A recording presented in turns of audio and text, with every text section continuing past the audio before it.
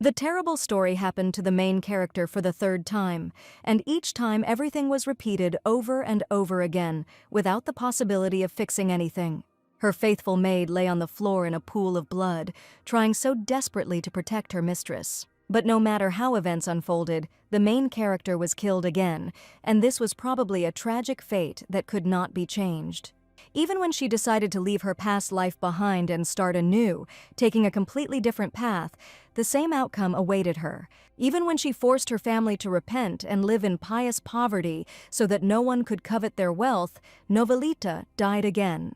At the last moment of her life, she invariably hears someone's bitter, plaintive voice, and this time she finally understood that everything was inevitable. Probably the Almighty wants retribution, and the heroine will never be able to escape from the cycle of her unfortunate fate. Lying in a pool of her own blood, she was once again stuck in this miserable and endless stream of death and rebirth, all because their vile family was finally overtaken by cruel karma, and in this life, she wanted to do everything to destroy the family relationship, just to get out of this unfortunate loop.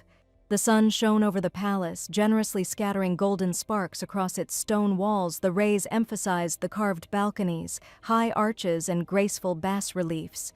The quiet voice of the maid was heard this morning, and she was whispering, trying to wake up her lady. She repeated her name several times, but the girl still did not wake up, and only came to when she called her Lady Herencia. The green-eyed, cheerful maid was finally happy, because Milady had finally woken up, which meant that her efforts had not been in vain. She wished the lady good morning, and the main character was the beloved youngest daughter in the family of Duke Novelita, named Herencia Novelita. The maid's name was Agnes, and she happily offered to fill a hot bath or bring a delicious aromatic breakfast straight away. But Milady woke up in a strange mood, as if she did not understand what was happening, cautiously looking around. Herencia looked closely at the maid, trying to understand what was going on here and why she had woken up again. Agnes's eyes widened to incredible sizes, because every morning Milady behaved completely differently. But now the heroine understood what was going on here. She was reborn again, her fourth life began, and the cycle of life and death was started again. Looking at the kind servant, she understood that Agnes certainly did not deserve to die because of her, but every time she died in terrible agony next to her. Agnes reported that a letter had arrived for Milady, which she should read and reply to as soon as possible. Come to think of it, a letter came then too, and every time she returned she received letters from the same person. Herencia ignored the strange letters, but now she asked the maid to get ready to leave, because this time she was going to do everything differently. In her new life, Herencia was going to become the most infamous villain in the Empire and lead her family to complete destruction and chaos. Early in the morning, a man was waiting for her, who, upon seeing my lady, immediately admitted that all this was extremely unexpected. The man with a plump, pig-like face admired the lady's face and figure, and that she definitely suited his taste. Laughing, the lady only thought, "This psycho is talking complete nonsense," and just the expression on his face disgusted her. The man stood up and loudly declared that he loved his lady with all his heart and was ready to do anything for her. All the guests present in the cafe paid attention to the actions of this madman, because his loud screams attracted attention. Herencia realized that this was her perfect chance, declaring that men and nonsense about love only because of a girl's beautiful appearance are completely superficial, and they are extremely disgusting to her. In the cafe, in front of everyone, Lady Herencia poured a mug of coffee on a man's disgusting, plump face, wishing to become a real villain. There was silence all around, broken only by the frightened whispers of the visitors, and Herencia stood with her chin raised high, an undisguised triumph dancing in her eyes. The man did not expect the girl to act this way, and she said that besides carelessly talking about her beautiful figure on the first meeting, this is an insult of the highest degree. In her hands, she held a piece of chocolate cake, which would also probably fly straight into the face of the impudent fat man. Then she didn't just throw it, but rather launched the masterpiece of confectionery art right into the man's brazenly grinning face. She wanted her name to be whispered in fear and admiration, not spoken with contemptuous condescension, and she knew she had to cross the line and become the one everyone would fear. Herencia stood like a statue, with her head held high and a flame of anger in her eyes, certain that this man would now definitely hate her. The gentleman had an incredibly expensive suit, Or rather, she joked that she would have to send a check for the laundry to his residence, and even thought about giving the money right then. She knew that this act would not remain without consequences, but now she didn't care. But the enraged man decided to swing at the girl in front of everyone. She certainly didn't expect this, and proudly closed her eyes. Well, at that moment she finally felt the taste of freedom. The man only had time to swing his hand when a stranger appeared in front of the lady and furiously grabbed him by the neck. She screamed that this man was like a vile demon, whose rudeness no one could compare to. The lady had no idea who the girl was that appeared before her, but she felt as if she knew this man. The lady screamed. The fool had already cheated on her once, and now he had found himself another passion, whom he admired in front of everyone. It turned out that she was getting married to this impudent fellow literally in a month, and he only asked Victoria to give him the opportunity to explain everything, assuring her that she had misunderstood everything.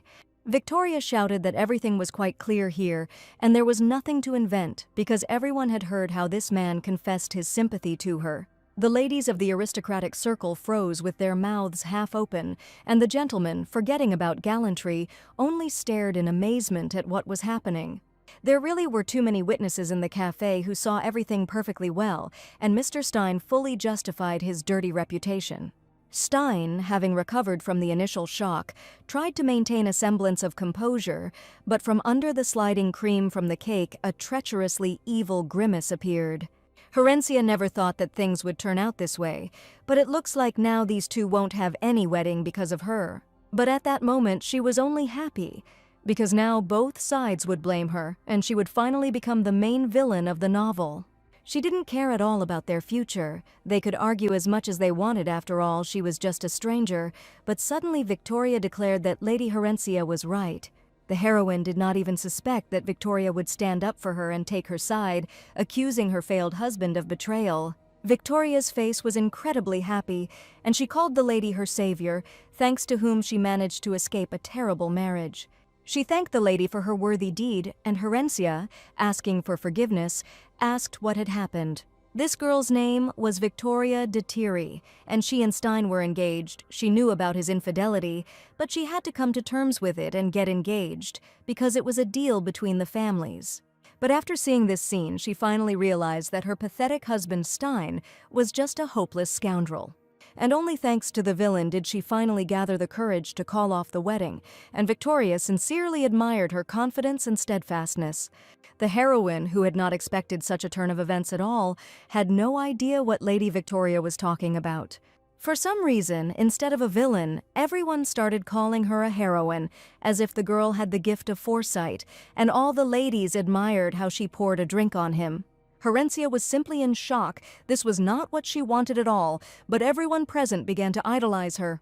The heroine decided that she needed to run away from here right now, declaring that she had urgent business, but Victoria asked permission to treat her to at least a cup of tea. One of the cafe employees apologized and turned to Lady Renzi, noticing the chair that had brown stains from spilled coffee on it.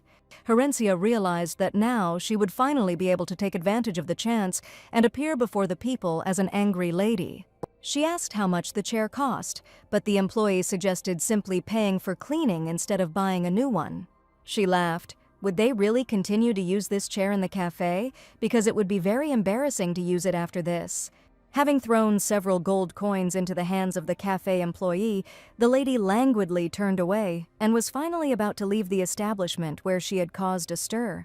She decided to be the arrogant Novelita, confident that money solves absolutely everything, while the employee looked at the pile of gold coins.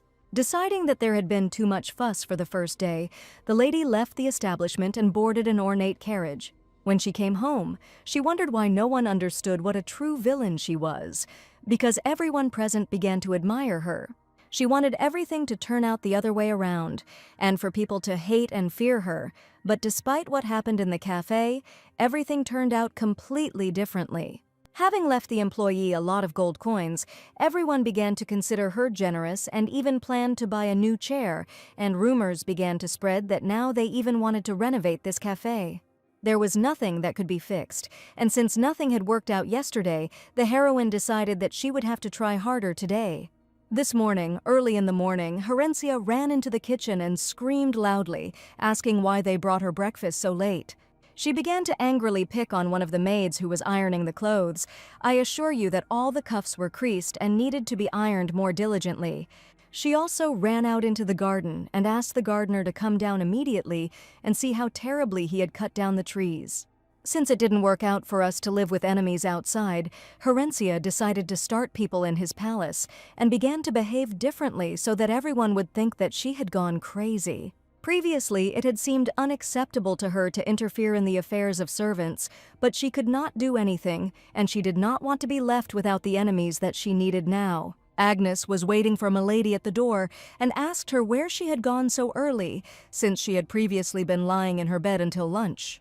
The lady said that she was checking how the servants were doing their work, and Agnes had never heard such words before. She wondered if the mistress had really gone to the servants right at dawn, and Milady was indignant that the servants were working carelessly and therefore received a well-deserved scolding. Agnes was a little worried by the girl's behavior, but she was her closest servant, so she was not at all afraid of her. The heroine had too much to do today, so she sat down at the table to write an important list while the maid stood nearby. Agnes was surprised. Now the lady was keeping track of merits and even making a list of things to do on her own, and this was completely strange. The Duke's family had 3 children. The eldest, Mr. Elbrez, was notorious for harassing the maids, and the second, Mr. Evan, beat his companions whenever he got angry.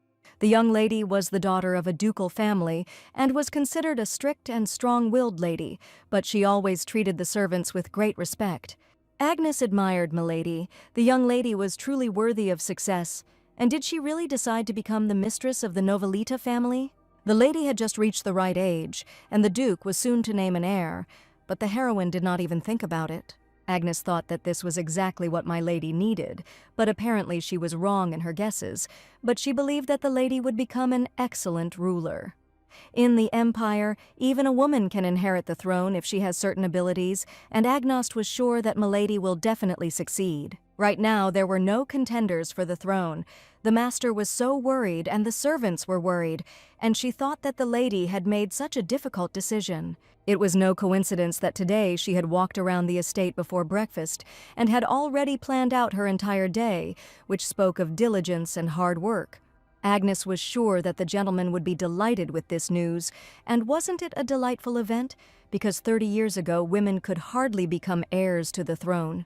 But now, everything was different, and Agnes asked the lady not to hide her true intentions and to show everyone behind her pride her ambition and desires. Herencia looked in surprise at the maid, who was inexplicably happy about something and who had already seen in her dreams how her mistress became a ruler.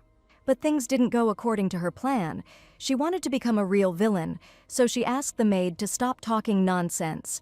She asked for breakfast to be brought, deciding to lie down a little longer. But now it was not so important that Agnes had misunderstood everything because the others were not yet in the know. However, soon her father called her and asked if the girl had really decided to become the head of the family, and she did not think at all that her father would find out about everything so quickly. The father admitted that he was very happy with this decision and suggested starting preparations for tomorrow, while the lady did not even understand what was being discussed. Herencia was sure that the brothers would take all the responsibility, and the father was happy that the girls suddenly became interested in the family's affairs. The brothers contacted him this morning and said that they were happy to cede the throne to their sister. The heroine had to smile back at her father, but in her soul she was angry and raging because things were going smoothly for them. The heir must enrich the family, but her goal is nothing other than to completely destroy it.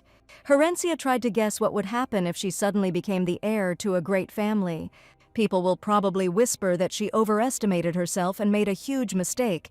Everyone will laugh behind her back because Novelita will go to hell. Although it is quite possible that if she becomes the heir, she will finally be able to destroy her family and change the future. Therefore, Herencia happily announced that she was ready to start lessons from tomorrow and fully supported her father's opinion, because as the heiress, she could create such a scandal that no one had even dreamed of.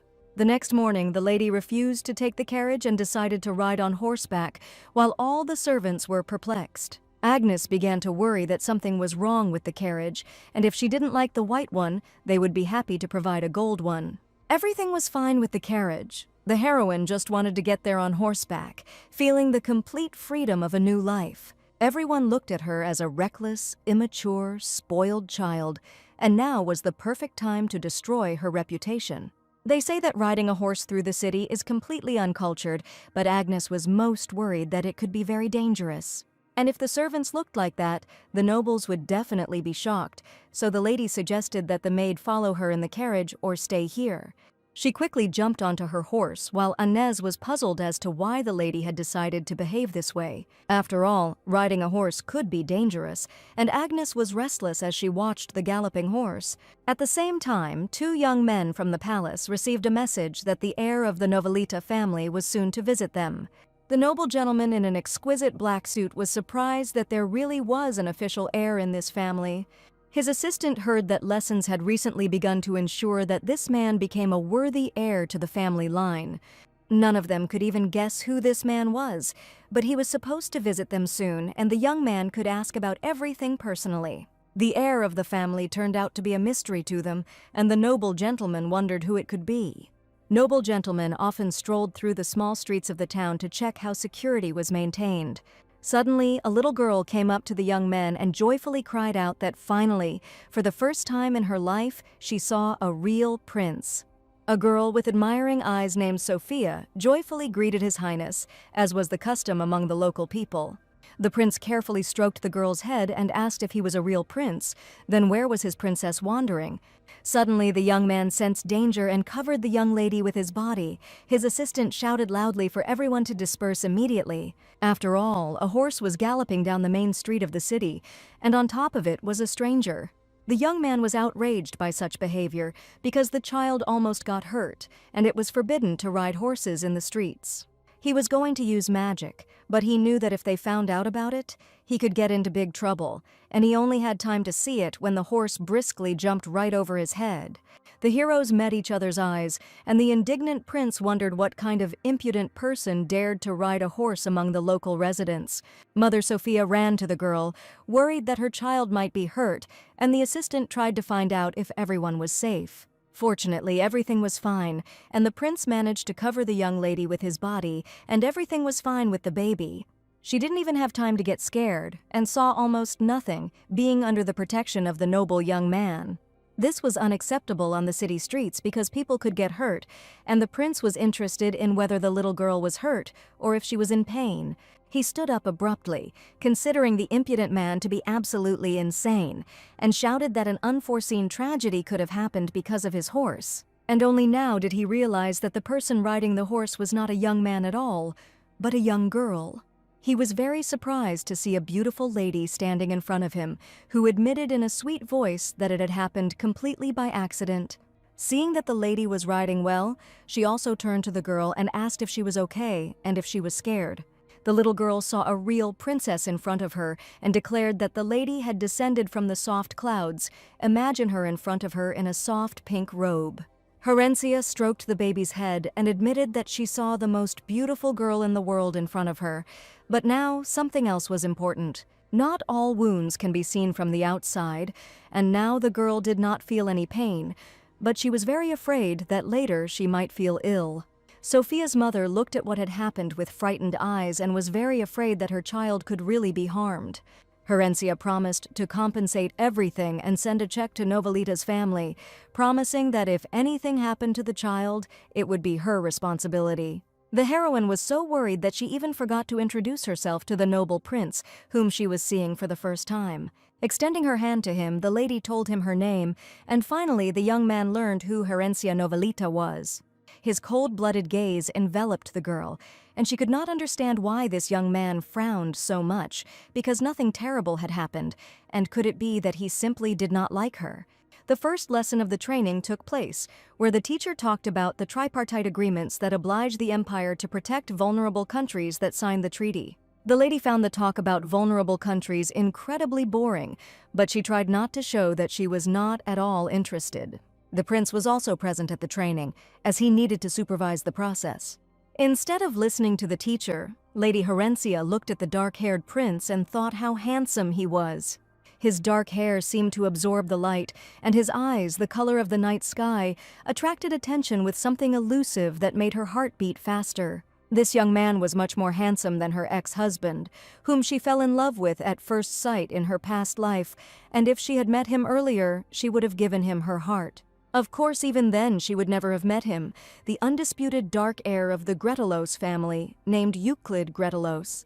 He was an imperial inspector, but the infamous Novelita family was a hotbed of corruption, and the two families were completely different. If the heroine had known that he was so handsome, maybe she would not have avoided places where they could meet. Horencia understood that this was not her goal at all, but despite all the arguments of reason, Horencia could not look away. Recently, when she was on horseback and almost caused trouble, the lady extended her hand to him and told him her name, but in response the young man only looked at her gloomily. He didn't even say hello and said in a menacing voice that it was time for him to go, thus giving his name. At that moment, Horencia thought that Euclid was a real rude guy because it was really so difficult for him to just say hello to a stranger. It turns out that the first impression of her was not the most pleasant, and now somehow it was necessary to correct the situation. Although perhaps it was even good, and in any case, one should not forget why she sits in these boring lessons. The teacher said that His Majesty the Emperor organized a company for vulnerable states, and made this the name of justice and a peaceful sky. There was a slap on the table in the office, and it was Horencia asking the teacher to wait a little. She wondered if this meant that the Empire was pursuing the right path, and if the teacher wasn't embarrassed that she had destroyed the country under the guise of an agreement. The teacher interrupted the lesson and explained that the Empire is obliged to protect countries that swear allegiance, but the heroine was indignant because the Empire only protects those states that pay tribute. She doubted that such an empire could be called righteous and asked the teacher himself for his opinion. There is a saying, don't even think about stepping on your teacher's shadow, and arguing in class is simply impolite. She confidently expressed her dissatisfaction, and the young man sitting next to her said that analyzing history from an objective perspective is very useful. The teacher did not expect at all that someone would dare to say something like that, and even more so, that it would be some girl. He angrily declared that the lesson was over and walked out of the room at the speed of light, and Renshi did not understand why he gave in so easily in a verbal altercation. The heroine deliberately chose words that would upset the teacher, because it was not for nothing that she prepared for this lesson. When the teacher left the office, the boys greeted Mrs. Horencia and admitted that they fully agreed with her opinion. Today's teacher was just awful, and he ran away because his opinion was simply not agreed with, without any arguments being given. Euclid remained silent all this time and carefully observed the lady's behavior, trying to understand what she had decided to do. One of the young men asked if this was the girl's first lesson, and if she was feeling unwell, he offered to walk her home. But Euclid interrupted him, insisting that he was the one who would escort the lady, and the young man did not even have any point in arguing with the high-ranking gentleman. He grinned sarcastically and declared that the lady had definitely not gotten here by carriage, and holding out his hand in a black glove, he offered to follow him. He even admitted that it was better this way than going alone, and he rather expected the girl to give her consent. Something like surprise flashed in his eyes, and then a weak, barely noticeable smile, and the lady was surprised that such a handsome young man was choosing stupid words. At their first meeting, he rudely ignored her, but now the lady wanted to change the rules and agreed to go with Euclid. She felt that the game had definitely begun, because right now she did not meet the gaze of the noble young man, who also looked with interest at the lady's sweet face, but it was completely unclear what he wanted. In front of everyone present, the lady took Euclid by the arm, as if they had known each other for a long time, and walked out of the office with him. Behind their backs, people started whispering whether they really knew each other, but it was simply impossible. The young man who had invited the girl to go with him felt a terrible defeat, and a menacing grimace appeared on his face. A black carriage with black, noble horses was waiting for the prince near the training building. Sitting inside, the heroine realized that traveling on a horse was much more comfortable than being in a stuffy carriage, and on a horse she felt fast and free. Today was the first lesson, during which the lady also caused a stir, after which the teacher left the room without saying a word. Time flew by incredibly quickly, the heroine thought, and probably this stupid and useless life will fly by just as unnoticed. Lady Horensia and Euclid were sitting in the same carriage, and the lady, against her will, could not take her eyes off his dark charm. Suddenly breaking the silence, the young man asked if the lady really didn't want to tell him anything. Horensia knew that Euclid was a controversial figure, surrounded by rumors and secrets, and in response, she only quietly asked what he was likely to say. The young man admitted that he had clearly noticed how the girl had been glaring at him throughout the entire lecture, carefully studying every detail of his face. The heroine did not expect such a frank question, and asked in surprise if she had really been looking at him. But she knew perfectly well that she had been staring at him for the entire lecture, without looking away for a second. Sighing, Horensia apologized, but then realized that the villainess never apologized for any of her actions. So she made a rude face and said that Euclid should forget about it and never mention it again. But the young man was sure that she was now openly lying, because he felt her persistent gaze behind his back. The lady admitted that she had only looked a little, but she knew that she couldn't let anyone know that she liked this man. Horensia admitted that the young man was simply too handsome, and his face changed from such a revelation. Horensia asked if it was really bad to look at a beautiful person, since it wouldn't harm him in any way, and she couldn't turn back time so he wouldn't notice. Looking him straight in the eye, she brazenly declared that she would be more careful next time because the young man was so embarrassed that even she felt ashamed. Euclid, after the lady's impudent words, opened his eyes in surprise. He looked at the lady, trying to figure out what was behind this unexpected boldness. The young man leaned back in the carriage, continuing to study her intently. There was no longer any coldness in his eyes because his cheeks had become bright red like cherries. Horensia returned to her palace, and Agnes immediately came to her, declaring that the lady should not run away like that under any circumstances, and she was very worried. The maid emotionally recounted how she heard that Milady had arrived in a carriage with Mr. Euclid.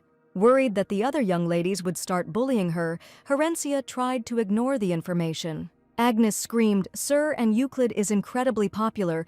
Everyone in the capital knows him, and even every noble lady in the empire." She called it downright municipal property, and at that moment the heroine was struck by a thought, like a lightning strike.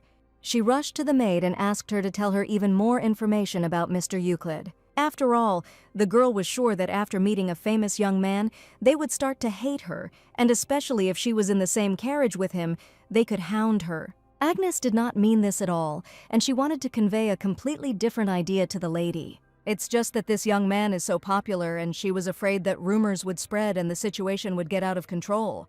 But Horensia was happy, because that was all she needed, and she even thanked Agnes for the information he provided. A popular man, worthy of the title of municipal property, and in her capable hands he could become a powerful weapon. This means that the young man is sacred territory that cannot be entered, so as not to get into trouble. And if Horensia declares her sympathy for such a man, of course, all the people of the empire will hate her, and Agnes is worried simply because they were in the same carriage. If the heroine agreed to marry him, everyone would just go crazy, and that was exactly what she needed. Horensia decided to pursue him desperately, and if she got enough of him, perhaps his entire family would hate her too. Having come up with a grand plan, the lady waved her hands, and this idea turned out to be simply perfect for her. But Agnes, seeing the strange state of her mistress, began to worry that Milady was going to go down a completely wrong path. The next morning, at a family dinner, the girl confessed to her parents that there was a man she would like to marry. The relatives choked on their food in surprise because no one could even imagine that their sister would do such a thing. Mother slowly turned her head in her direction and asked in a quiet voice if her daughter was really going to get married. And the father opened his mouth completely and could not find a single suitable word to express his raging emotions. All that was left was to tell her relatives about her grandiose plan, which she came up with literally yesterday. Having informed her family that she was going to accept his proposal, the lady tried to feel confident. For the relatives, this was simply unexpected, and it turns out that the girl was dating someone, and they didn't even have a clue about it. But Horensia laughed and confessed, telling about love at first sight, so she must definitely get married. Now it remains to tell the most unexpected thing, because Mother wanted to know who this noble gentleman was. The lady gave the name of Euclid Gratellos, the current Duke and future Grand Duke of the entire empire. Just hearing this name, the father became furious, shouting that there was no talk of this man, and the wedding would only take place over his dead body. Herencia knew perfectly well that her father would react this way, but she said that it was too late. After all, she had already sent him a letter proposing to enter into an official marriage, and to do it as soon as possible. The letter should have been at the Duke's estate by now, and the distraught father could not believe his daughter's words. As the heroine had said, the Duke's assistant was already holding a letter with a small red heart in his hands, saying that it came from Lady Herencia. Euclid asked again who the message was from, and his assistant reread that the letter came from Herencia Novelita. The young man did not understand why the girl would send the message, but the assistant also did not really understand why the gentleman was asking this question to him. This was the most unexpected news of the evening, and Euclid only sighed heavily after hearing it. He asked his assistant to open the letter and read the contents, slowly buttoning his maroon shirt. The assistant was surprised that such an honor was prepared for him, and the young man did not understand what his surprise was, because he always read all the incoming messages anyway. Looking at the small red heart on the envelope, the assistant realized that this was undoubtedly a love letter. He eagerly opened the envelope and began to read the first lines, which were addressed to the esteemed Mr. Euclid.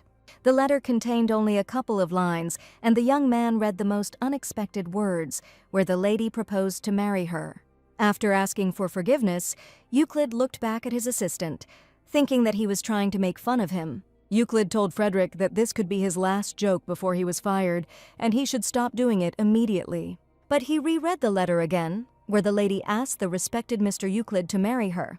Not believing the assistant, the young man grabbed the letter in his own hands to make sure that what was written was true. The young man stood in bewilderment, reading a couple of lines, and could not believe that the letter really contained a proposal of marriage. He looked into the envelope to make sure that the letter was really there and was really addressed to him from the lady. Euclid reread these lines many times to understand that this was really happening.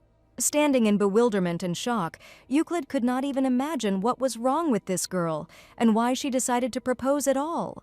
The next morning after the strange letter, Euclid shouted loudly throughout the palace, "Was Lady Herencia already here?"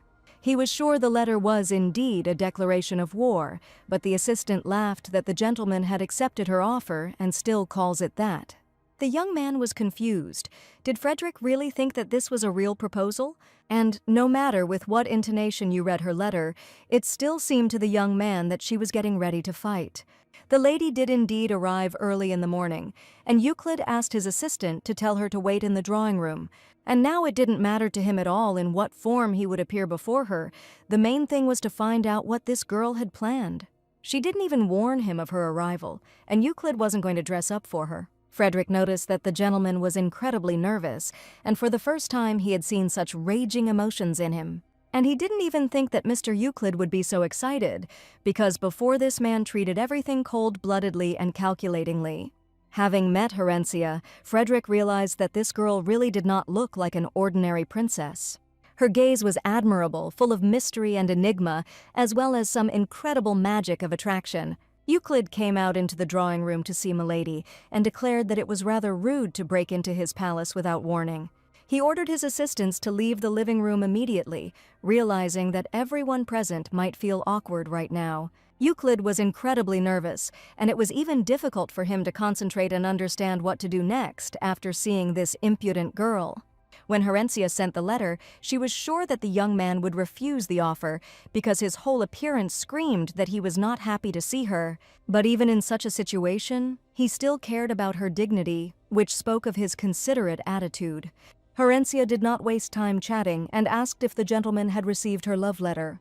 She immediately asked what the gentleman's answer would be, but he responded to her question with the same question about what she herself thought about this matter. The lady happily declared that his answer was clearly obvious and that the young man would in no case agree to marry and would refuse right then and there.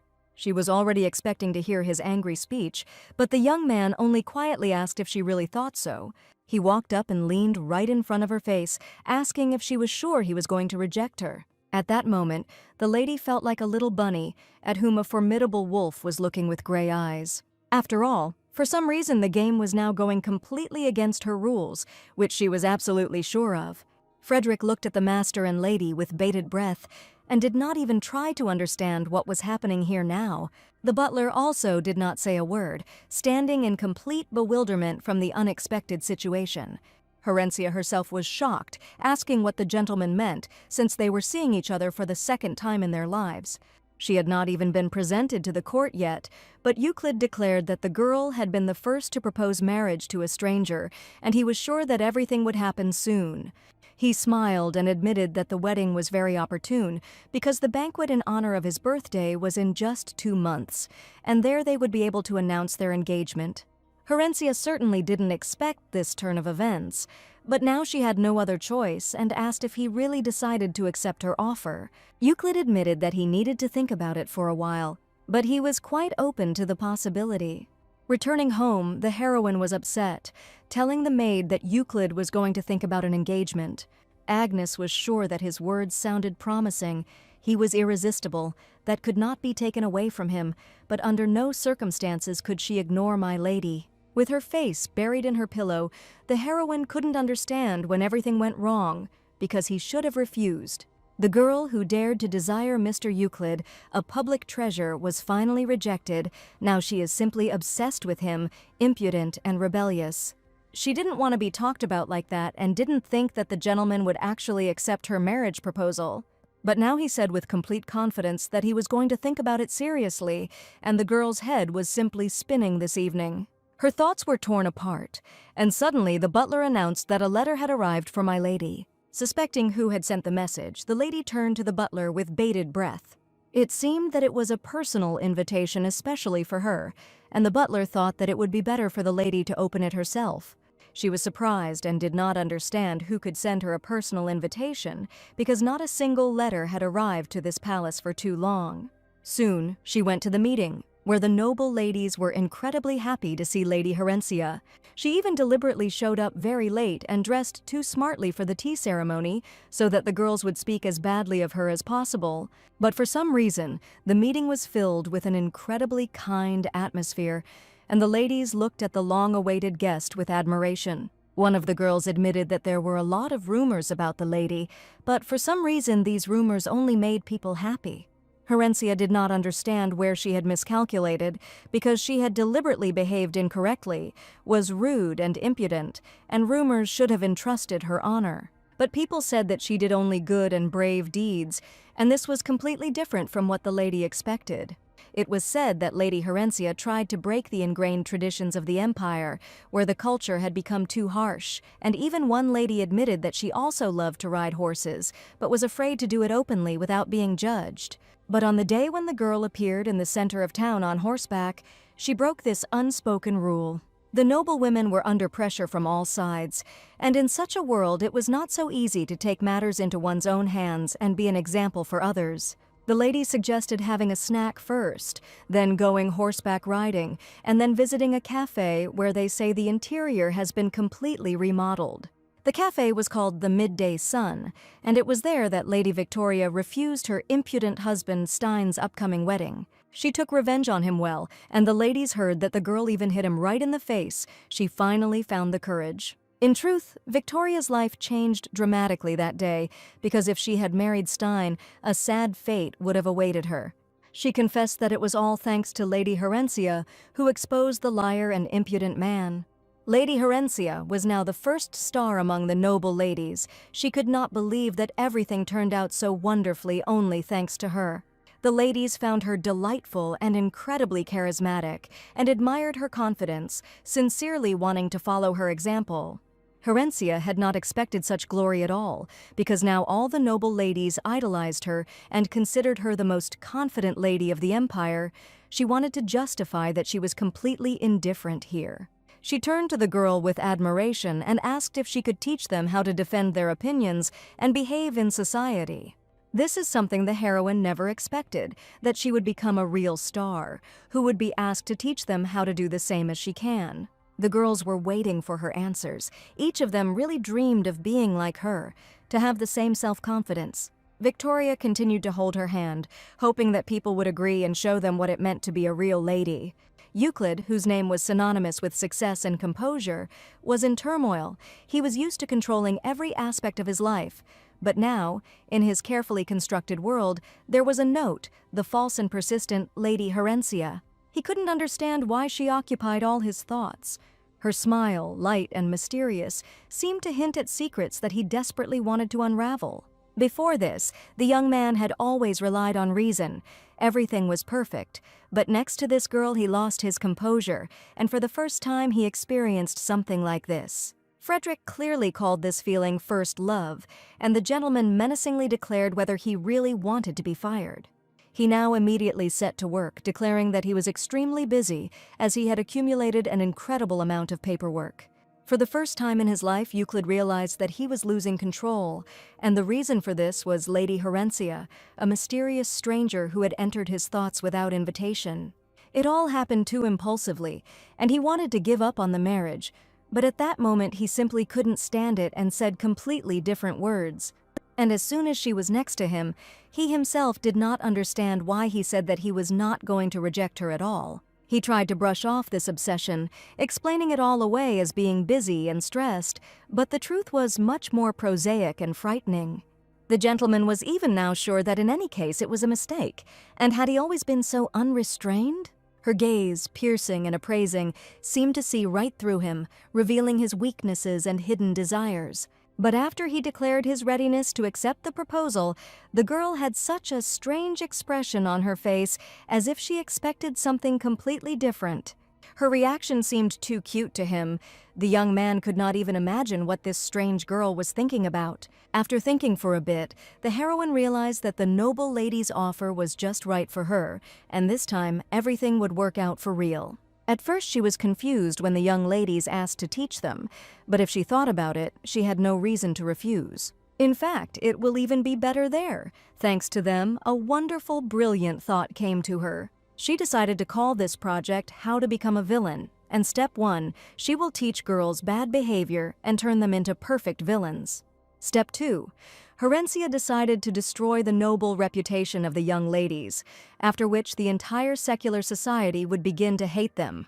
When everyone found out that it was her doing, and that she was the one who taught the lady to behave inappropriately in prison, Herencia would be criticized for corrupting innocent noble women, and it was a perfect vicious circle of evil. She turned to Agnes with a request to immediately begin to carry out her grand plan.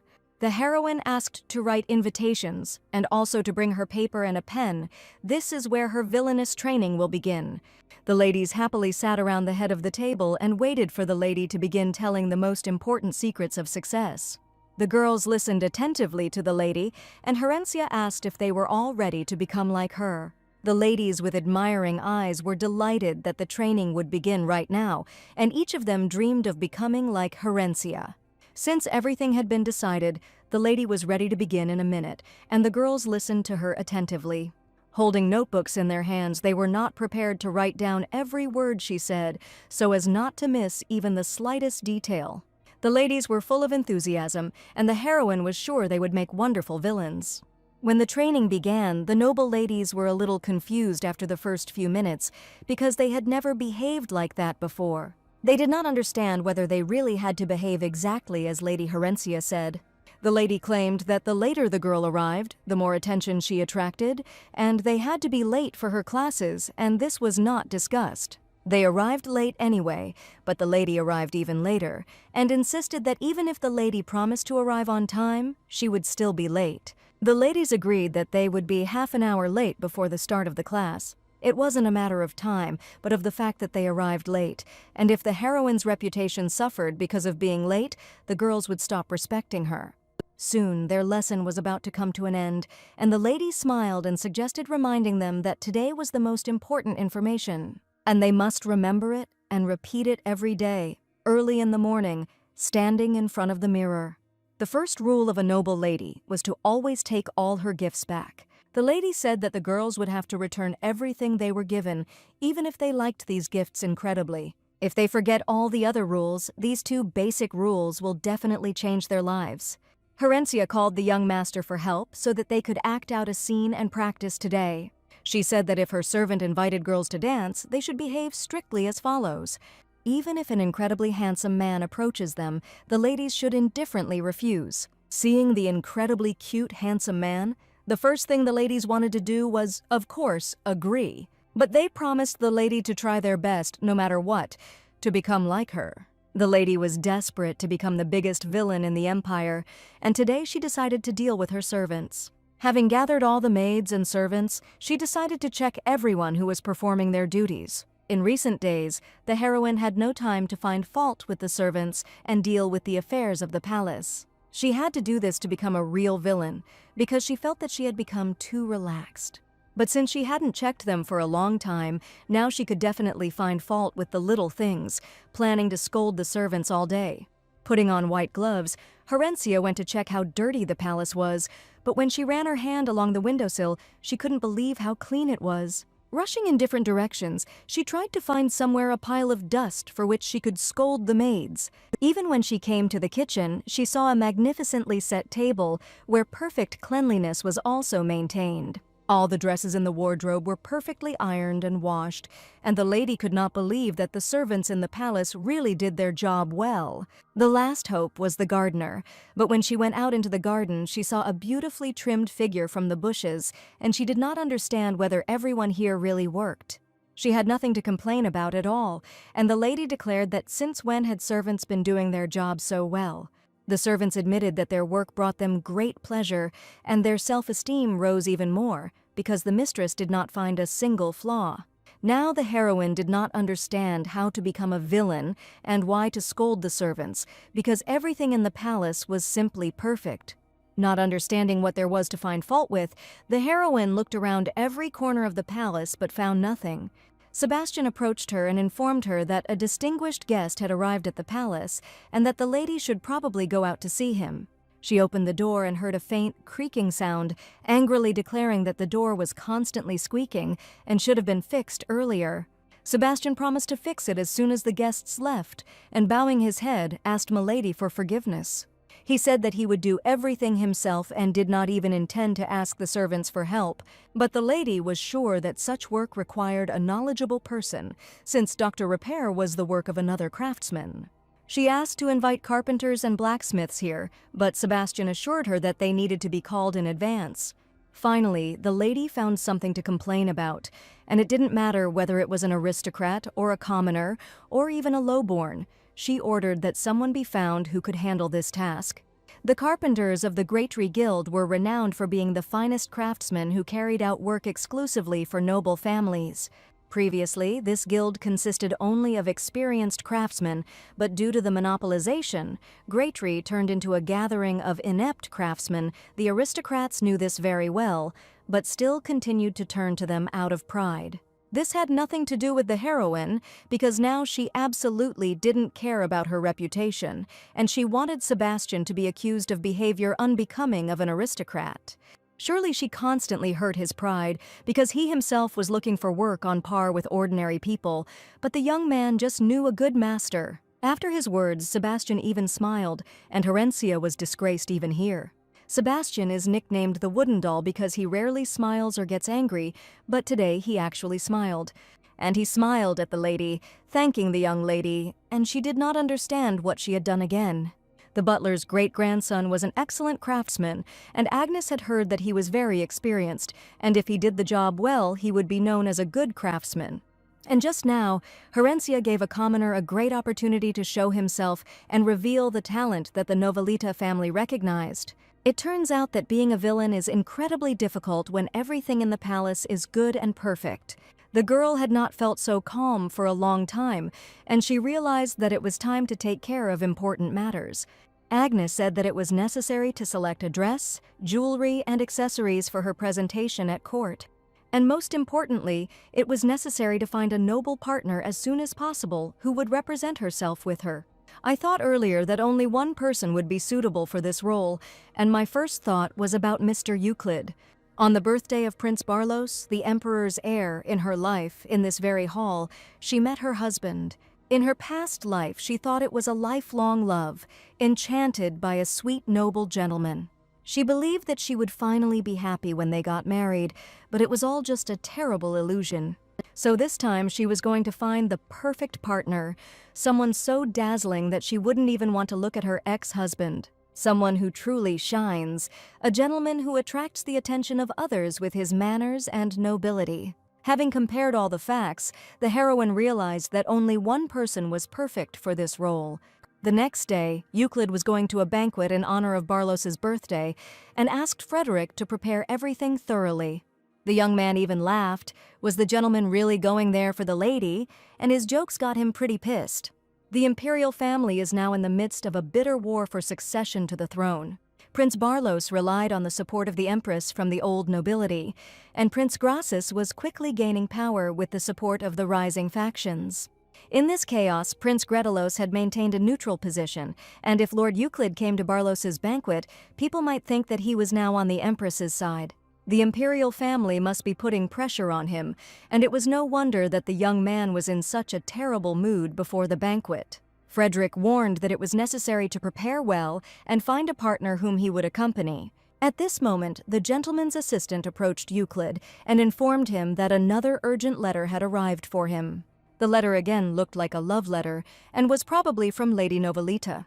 Looking at the cute heart on the envelope, the young man felt that he was even afraid to open it.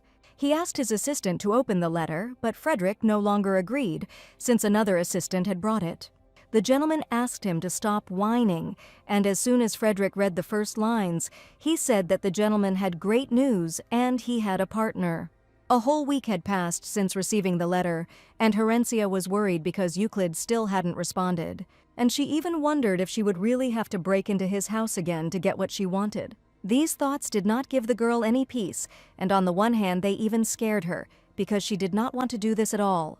Today she was heading to the studio where the ladies had already informed her that her exquisite dresses were ready. Designer Andre, the owner of the studio, met the lady and was very pleased to see such a distinguished guest. Entire studios were specially closed for the lady so that she could calmly try on a suitable outfit, and Agnes has already rushed to help to choose the most luxurious garment. The lady was attracted by one dress and immediately declared that she definitely liked this style. But Andre declared that he had no intention of selling the dress, and Agnes could not believe that the lady had chosen it. They asked to take a closer look at other outfits that were now very popular in the Empire, and many times nicer. Agnes wanted to appear like a real villain and said that she simply had to take the dress that she liked. While the ladies were in the studio, a stranger suddenly entered, who recognized Lady Herencia's carriage. The young man introduced himself as Frederick, assistant to Mr. Euclid, who was probably looking for the lady. Looking at the young man, the lady realized that she remembered him exactly, because it was he who was in the same office with them at that time. But if Euclid's assistant was here, it is quite possible that the gentleman himself was nearby. Naturally, the next second, the venerable Euclid entered the studio and asked Frederick how he had come up with the idea of leaving his master. To his great surprise, he saw Lady Herencia nearby, although they had not even agreed, but happened to be in the studio at the same time. Herencia was also stunned by the appearance of this man, from whom it was absolutely impossible to take your eyes off. The assistants and the owner of the studio stood silently, while the heroes looked intently into each other's eyes. Frederick approached the soft pink dress and asked if the lady was really going to the banquet in it, since Euclid needed to pick out something appropriate. The lady asked if the young man had accepted her proposal, since he had not responded in all these days. The young man suddenly categorically answered no, and the heroine wondered if he was rejecting her. But he meant something completely different, and stated that he should be the one asking this question. Gently taking the girl by the hand, he was going to find out her opinion, whether she was ready to go with him to the banquet. Getting down on one knee and kissing her hand, the young man made an official statement and asked if she would agree to him accompanying her to the event. His question, spoken with quiet confidence, made her feel a slight tremor. She saw in his eyes not just politeness and respect, but something much more. In this small studio, among the sketches and fabrics, he revealed to her a new side of their relationship, a side that was both frightening and delightful. The maid and Frederick, as well as the owner of the studio, looked at what was happening, fascinated because it was incredibly cute. It was as if a union of two people appeared before them, where she was his lady and he became her master. It may have been just a game between them, but who knew what the future held for the two heroes? The banquet was just a pretext, but the true meaning lay in the depths of his gaze.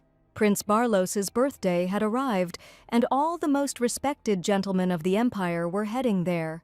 Mr. Euclid arrived at the lady's palace in a black suit, the classic cut which sat perfectly on his stately figure, emphasizing aristocratic restraint. The girl's father, upon meeting him, asked if he would really be accompanying his daughter today. He asked what his father was so busy with and hiding in his palace, and the young man grinned and replied that he had no idea that the busy duke was interested in their family. Deep down he waited, and then, as if answering his secret wish, Lady Herencia came down the steps. The father and Euclid, seeing the girl, opened their eyes in surprise because it was the first time they saw her in such an outfit. The red dress, which hugged her chiseled figure, seemed to glow in the evening light, and the deep cutout at the back, revealing her perfect shoulder line, added a daring elegance to the look. The father was outraged. The lady's back was completely exposed, and the impudent lady, showing off in front of him, asked if something was really wrong. She looked especially dazzling in red and was set to be the star of today's event. The father asked his daughter to go and change her clothes because he knew very well what other people would say when they saw her image. She seemed to have stepped out of the pages of a novel, the embodiment of passion and mystery, and declared that this dress was unusual but incredibly luxurious and just right for the event. Euclid couldn't help but admire her. Every step she took was full of grace and confidence, as if she were dancing rather than walking. To see her daughter off, the mother came out to them and admitted that she was simply charming. She was incredibly proud of Herencia, and as expected of her daughter, she would be at her most luxurious for this event. Mother was just worried that the girl might freeze because it was still frosty on spring evenings. She didn't say a word about her bare shoulders and naked back, because she knew perfectly well that Herencia herself had made the choice to look that way. Suddenly, she noticed tension between her parents, who for some reason were not talking to each other at all. The lady even suggested that perhaps they had quarreled, but she had absolutely no time for that now. Euclid separated from his father and walked towards Lady Herencia. She was even more beautiful up close. The light scent of her perfume, subtle and intoxicating, filled his lungs. The mother wished her daughter to be careful and have a great time on her birthday. Inside the palace, there was already music, a muffled hubbub of voices and the light clinking of glasses. The ladies sparkled in luxurious dresses woven from silk. Long trains flowed along the parquet floor, and precious stones shimmered in the spotlight. An empress named Lily appeared before the guests and was surprised that one famous person would really come to the banquet. Barlos, the first prince of the empire, the son of the empress, confessed to his mother that this man had indeed promised to appear. Gretelos could not hide forever, and the empress turned to the princess of the empire, her daughter Selvarena, that this was an important day for her. She asked the first prince to introduce her to Mr. Euclid today because he knew very well how much his little sister had been looking forward to this day. Finally, the main characters appeared in the hall, and the princess, looking at Herencia, was indignant at the dress she was wearing. No one had seen this girl in the empire before, and everyone began to whisper as soon as the young couple entered the hall. But one thing became clear to everyone: Mr. Euclid came to the event with a companion, and they look incredibly good together. For a moment, even the loudest voices fell silent, giving way to astonished whispers and undisguised curiosity. Their appearance had the effect of a bomb exploding. Interested glances followed them as they slowly and with dignity headed deeper into the hall. People immediately realized that they would be attracting too much attention to themselves that evening, but that was exactly what she wanted. The banquet promised to be full of surprises, and their appearance was undoubtedly the most striking of them. But despite this, not a single person approached the Herencia.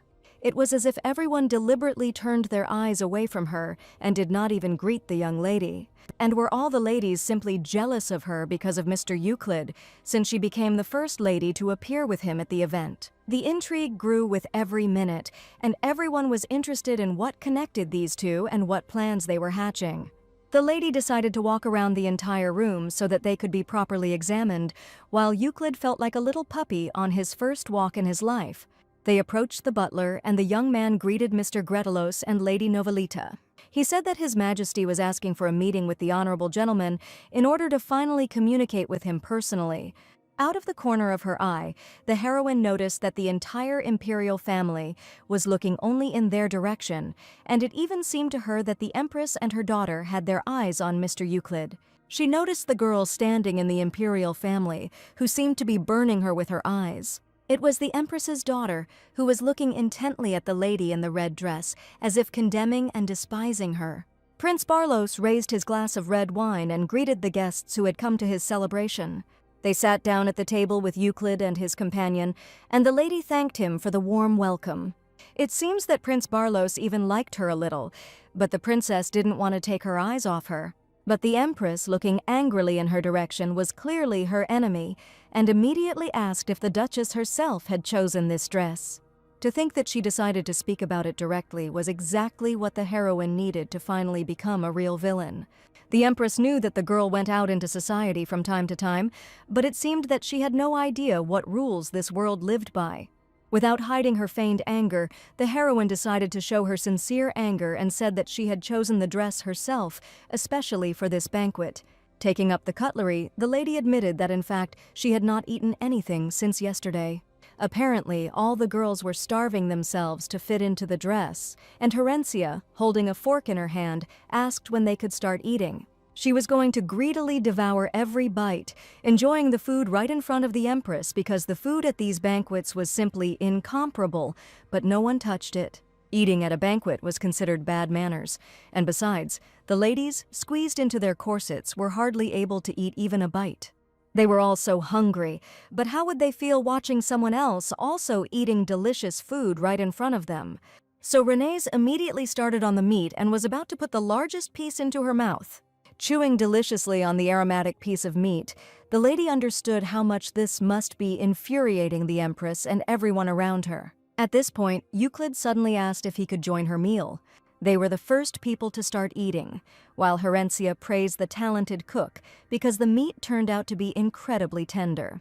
Seeing this, the prince ordered that a plate be brought to him as quickly as possible because he also wanted to enjoy delicious dishes. If the prince also started eating, the others would not be able to openly condemn her antics, and the lady understood that this option could turn out to be a failure.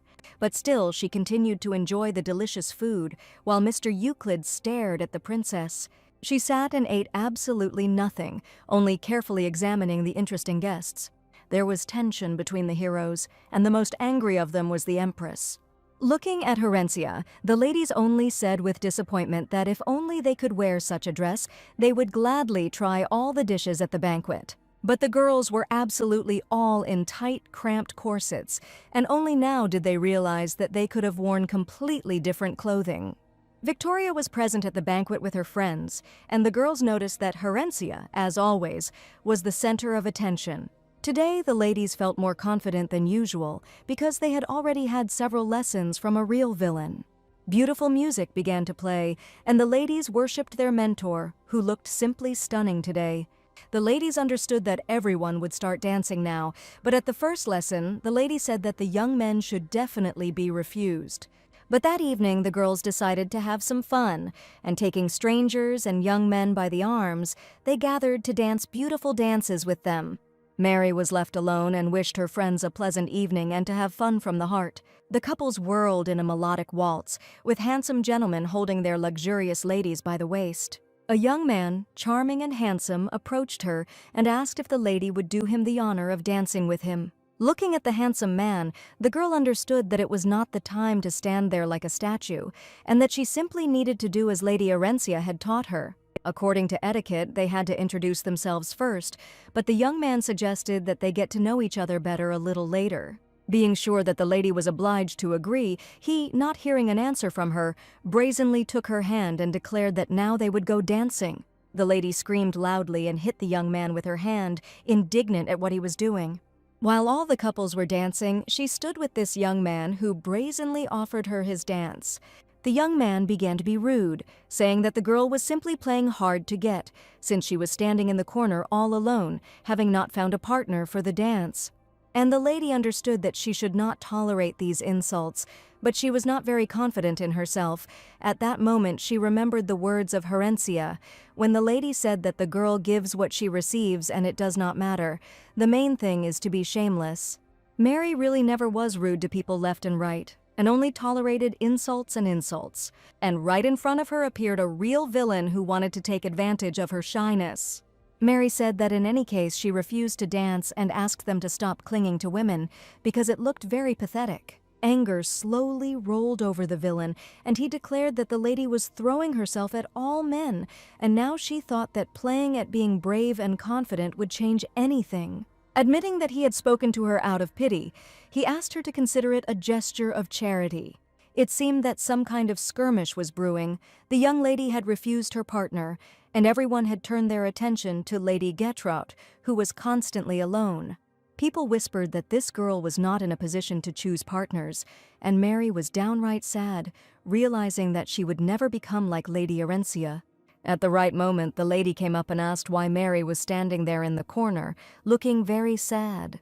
Tears appeared in the girl's eyes, and she was very happy when she saw Lady Herencia. She asked who wanted to be her partner, and asked not to say that she liked this person. Mary felt absolutely terrible. She didn't understand at all what to do because she didn't feel so self-confident. So the lady screamed that she had absolutely no other choice, and she absolutely did not like such suitors. She finally let out all her anger and admitted that this man spoke to her out of pity, and he was definitely not the king here. At that moment, Mary felt feminine strength within herself and understood that she absolutely should not follow the villains who especially insulted her. Herencia approached the young man and asked who dared to speak so arrogantly to the count's daughter. When the young man saw who approached him, his face immediately changed because he realized that this girl could do anything. Meanwhile, Euclid did not understand where Herencia had disappeared to this time, but the princess had already approached him from behind. She waited for the right moment to speak with the gentleman alone and asked for a little of his attention. Mr. Euclid looked at her silently, not understanding why the princess was so interested in him. Princess Selvarena is perceptive. She has a very good understanding of high society and political circles, and she has published a large number of scientific papers. Obviously, the queen is trying to set her daughter up with Euclid, but this girl is not so naive as to not know about the conversations that are going on here. The lady admitted that she had actually wanted to propose something to Mr. Euclid, and that it had sounded too presumptuous of her. At this moment, a real scandal was brewing in the hall, where Herencia tried to defend the honor of her friend. Seeing this, Euclid asked for forgiveness, because his companion had gotten into trouble. The princess was left standing alone, and the young man did not even talk to her, but immediately went to another. She assumed he was clearly playing the role of a loyal partner, and it was definitely a planned performance. This was not what the girl expected to see, because she was sure that the Duke should have surrounded her with attention. In her past life, it was at this banquet that she first met the heroine's ex-husband, and he approached her first. The scene was just like something out of a fairy tale, and the young man politely offered to dance with him. He was an aristocrat from a poor rural settlement, the main character of a love story, and in social circles they constantly talked about their wedding, and of course, real family life turned out differently. Hugging another girl right after the wedding, this story turned out to be far from fairy tale magic. It was at that very moment that the heroine became aggressive and cruel and eventually destroyed everything with her own hands. But the young man, swinging a knife at his wife, shouted angrily, his life was destroyed only because of this wedding. No wonder he hated his wife so much that one dark, late night he simply decided to kill her. Even in real life, the heroine remembered this story very well and the terrible feelings she experienced. And now in front of her stood that same ex-husband, a real villain, who immediately swung his hand at the lady who expressed her opinion. The heroine had no idea what could happen next, and at that second she only managed to close her eyes. But the courageous shoulder of Mr. Euclid appeared in front of her and grabbed the impudent fellow by the hand. Euclid looked menacingly at the villain and asked what the young man was doing such a thing at a social event. The young man said that it looked like there was a misunderstanding and it was just a small quarrel that didn't even require attention. He introduced himself as a baron from the Massetti family, whose holdings were on the northwestern border. Euclid promised to remember this name because in this man he saw a real impudent person who allowed himself to do something terrible. He left silently and did not say another word. The young man was perplexed as to whether their conversation would really continue. But now he understood that this mistake turned out to be much worse than he could have even imagined. Horencia stood nearby. Her gaze was sad, and with her hands folded, she looked somewhere at the floor. Euclid hugged his companion and asked if everything was okay with her, and feeling protection and support, the girl's mood immediately improved. Victoria and her friend immediately ran up because they were incredibly worried about the condition of Mary, who found herself at the center of the scandal. The girl admitted that she was completely fine, but apologized to Arenzi, considering herself guilty that she had dragged the lady into this scandal. The heroine realized that this had never happened in the past, and she was sure that she shouldn't even think about it and needed to focus on something else. And now she was about to do something even worse. Turning to her friend Mary, who stood there in a soft pink dress. In front of everyone, she pointed to her attire and declared that this dress was very tasteless, because now Horencia was going to become a real villain. Horencia said that there were so many bows on the dress that it looked like she was 13 years old. There were too many accessories, and her outfit looked old-fashioned. So it's no wonder that people look down on her, because Mary has absolutely no taste. The heroine understood that this should be enough to prevent Mary from hating her for the rest of her life. But Mary suddenly came to the table and took a knife to cut off all the cute pink flowers from her own dress. The friends looked closely at what the modest and timid Mary was doing, who most likely would have simply cried and left earlier. Now the lady grabbed a knife and cut off all the annoying bows and roses to make the dress look more feminine. Horencia didn't expect this kind of reaction and just wanted to make a splash by saying that the dress was awful. But as soon as the lady cut off all the roses, the dress sparkled with different colors and began to look elegant, and Victoria again appreciated the lady's taste. They again praised Horencia, who had expressed her opinion, and the girls even thought that it would be good to remove and serve. No one was angry with her. The lady once again proved to be a delightful mentor, and Mary was incredibly glad that she pointed this out. The ladies went off to celebrate the banquet, and the heroine and Euclid were left completely alone. The heroine was starting to get a little irritated by this, and she decided to ask the gentleman the question directly, having learned the whole truth. She angrily asked if she had not been terrible at those moments, but the young man declared that the lady had been simply magnificent. And she didn't understand why her words didn't offend her friend, but only gave her confidence.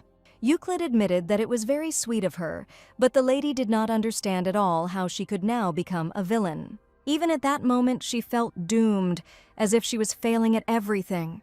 Euclid thought that if he came with a companion, then fewer people would talk to him, and no one would touch on the topic of marriage. The heroine was a little angry, but her anger only touched the noble young man, because at that moment she looked very funny. Euclid even laughed, and thanks to her he had a lot of fun today, which had never happened to him before. Looking at the lady, he admitted that he was incredibly grateful to her, and next time he promised to capture the attention of those present again. Horencia was puzzled as to why the young man was saying such words, since making such a facial expression was not at all according to the rules. The evening was full of intrigue, but at the same time all the guests had a great time and fun, and all the villains were punished.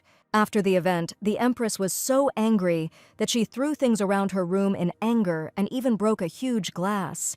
She had been incredibly irritated by Euclid, but now he had Lady Arencia with him, who perfectly suited his role. Her daughter quietly entered her mother's room, because as she walked down the corridor she heard the sound of shards of broken glass.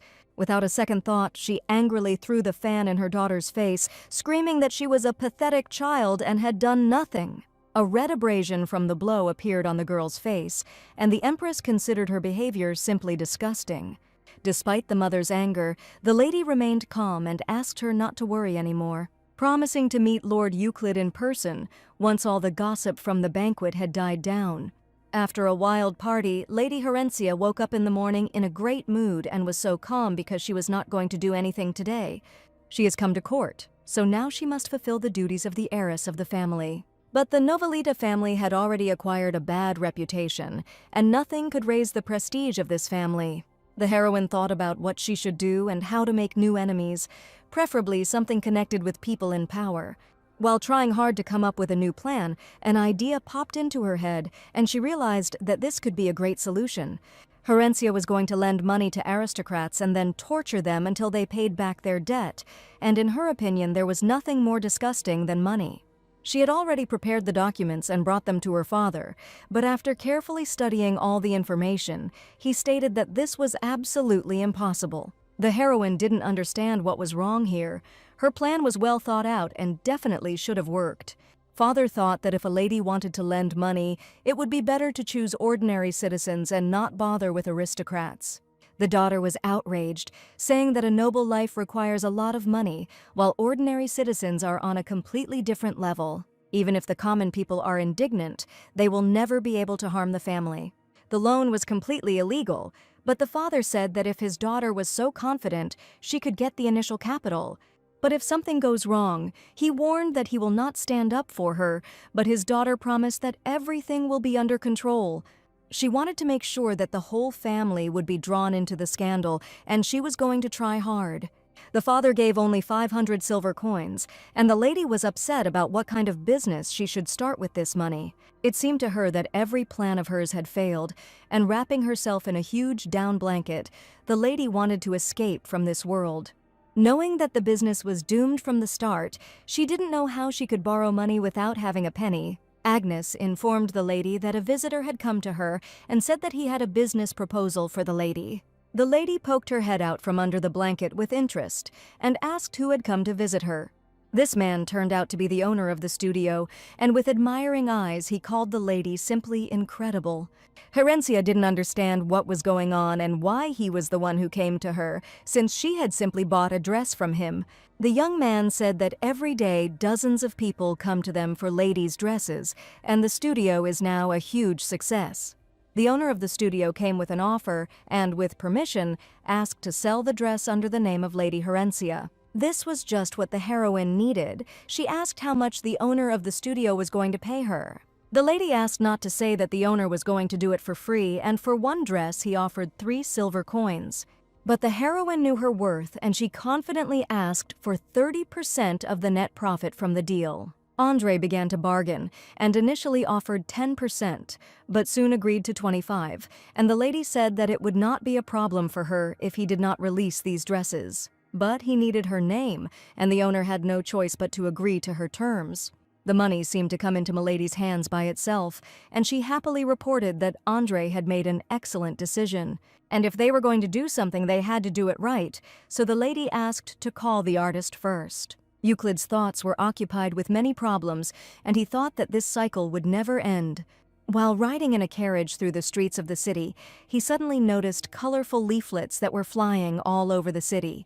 They interested his assistant Frederick and Euclid, and the young man wanted to know what it was. The leaflets definitely had Herencia on them. He noticed how she had lost weight. She was so skinny that her bones were even visible. The leaflets featured her figure in the same dark burgundy dress she wore at the banquet. Frederick was surprised because there really was a picture of the lady on the leaflets, but no one could understand why. Multicolored leaflets were flying all over the city, attracting the attention of passers-by, and it was impossible not to look at the image. Taking one of them, the young man began to carefully examine the photograph of Lady Herencia. On the flyer, the top store recommended incredibly luxurious dresses, new models this month, and these are the very dresses that everyone is talking about in Andre's store. Having made a deal with the owner of the studio, the girl began to meticulously calculate the profit received. And that left her with a whole 1,230 silver coins, which she managed to get simply by agreeing to have her photograph on the leaflets. But this still wasn't enough, and the heroine wondered if she really couldn't borrow money anywhere else. Her father had given her only 500 silver coins, and the lady wondered if perhaps someone else could lend her money. She thought about Mr. Euclid, who was probably grateful that she was with him at the banquet and would offer to become his partner again. He never said it, but in the girl's imagination, the boy should definitely offer her money, throwing bills right at her feet. She was sure that if she asked Euclid for money, he would definitely not be able to refuse her. The lady inquired about the financial situation of the Gratellos family, and Agnes was sure that these people were fabulously rich, and they said that they had gold mines. Herencia thought it was a great idea, but the maid asked in fear, wondering if my lady really wanted to borrow money from Lord Euclid. She thought it was the worst decision ever, but Herencia didn't understand why it was such a bad thing. Borrowing before the engagement is a bad thing, because it will make people think that the lady has a tragic past, but she has a bad habit of spending money on everything. Perhaps Euclid will be outraged that the girl is asking him for money out of the blue, and will decide to stay away from her. To be honest, it didn't sound that bad, but my lady was determined to achieve her goals. A few days later, Lady Herencia arrived at Euclid's palace on horseback and was greeted with joy by Frederick. He asked what brought the young lady here, since she had not even warned of her visit. Today, Mr. Euclid had too much to do, and there was a luxurious carriage standing in the yard, which meant that a guest had arrived. But the heroine didn't care at all, and bursting straight into the palace, she loudly shouted that she was asking for forgiveness. As expected from the Gretelos family, the palace was spotlessly clean, but the heroine still found a spot that needed dusting. And before he could even say anything, the lady was already confidently climbing the steps, straight into the gentleman's living room. The young man only managed to quietly say that Her Highness the Princess was here, but Rainsy probably didn't care anymore. A respectable lady was in the living room, sipping aromatic tea, and entered into a pleasant conversation with the gentleman. She wanted to find out some details about his decision, but the gentleman answered her too coldly. Euclid apologized, admitting that it was quite difficult to make such a decision now. But at that moment, a strange noise was heard outside the door. Herencia was going to visit Euclid for just a second, but he immediately recognized her voice. Without even finishing the conversation, he apologized to the princess, saying that he needed to go away because he was waiting for this man. Even from afar, he realized that Lady Herencia had visited his palace, and he was the first to open the door to greet the venerable lady. Frederick tried to stop the girl in every way, but she was too persistent. Euclid kindly asked the lady to go into the living room, not to stand in the doorway, feeling at home. None of the heroes understood what was happening here, but the one who was most perplexed was Herencia herself. After all, in the living room she saw the princess, who, smiling, admitted that they had met again in a completely unexpected place. Seeing the lady, the heroine looked at her in shock and did not understand what this girl was doing here. She offered tea or coffee, but as soon as the young man heard about coffee, he immediately burst out laughing. After all, he didn't want the heroine to pour it out on him, just like on Mr. Stein, but the lady had no idea why the young man was behaving so strangely. Herencia preferred to drink tea, and for the princess to see the couple together was extremely unexpected. First, she decided to apologize to the lady, but the girl didn't even understand what was going on. She asked not to blame Mr. Euclid for anything, because it was definitely unavoidable. But even after her words, the lady did not understand what she meant. The princess confessed that she had just proposed to Mr. Euclid and probably already guessed his answer.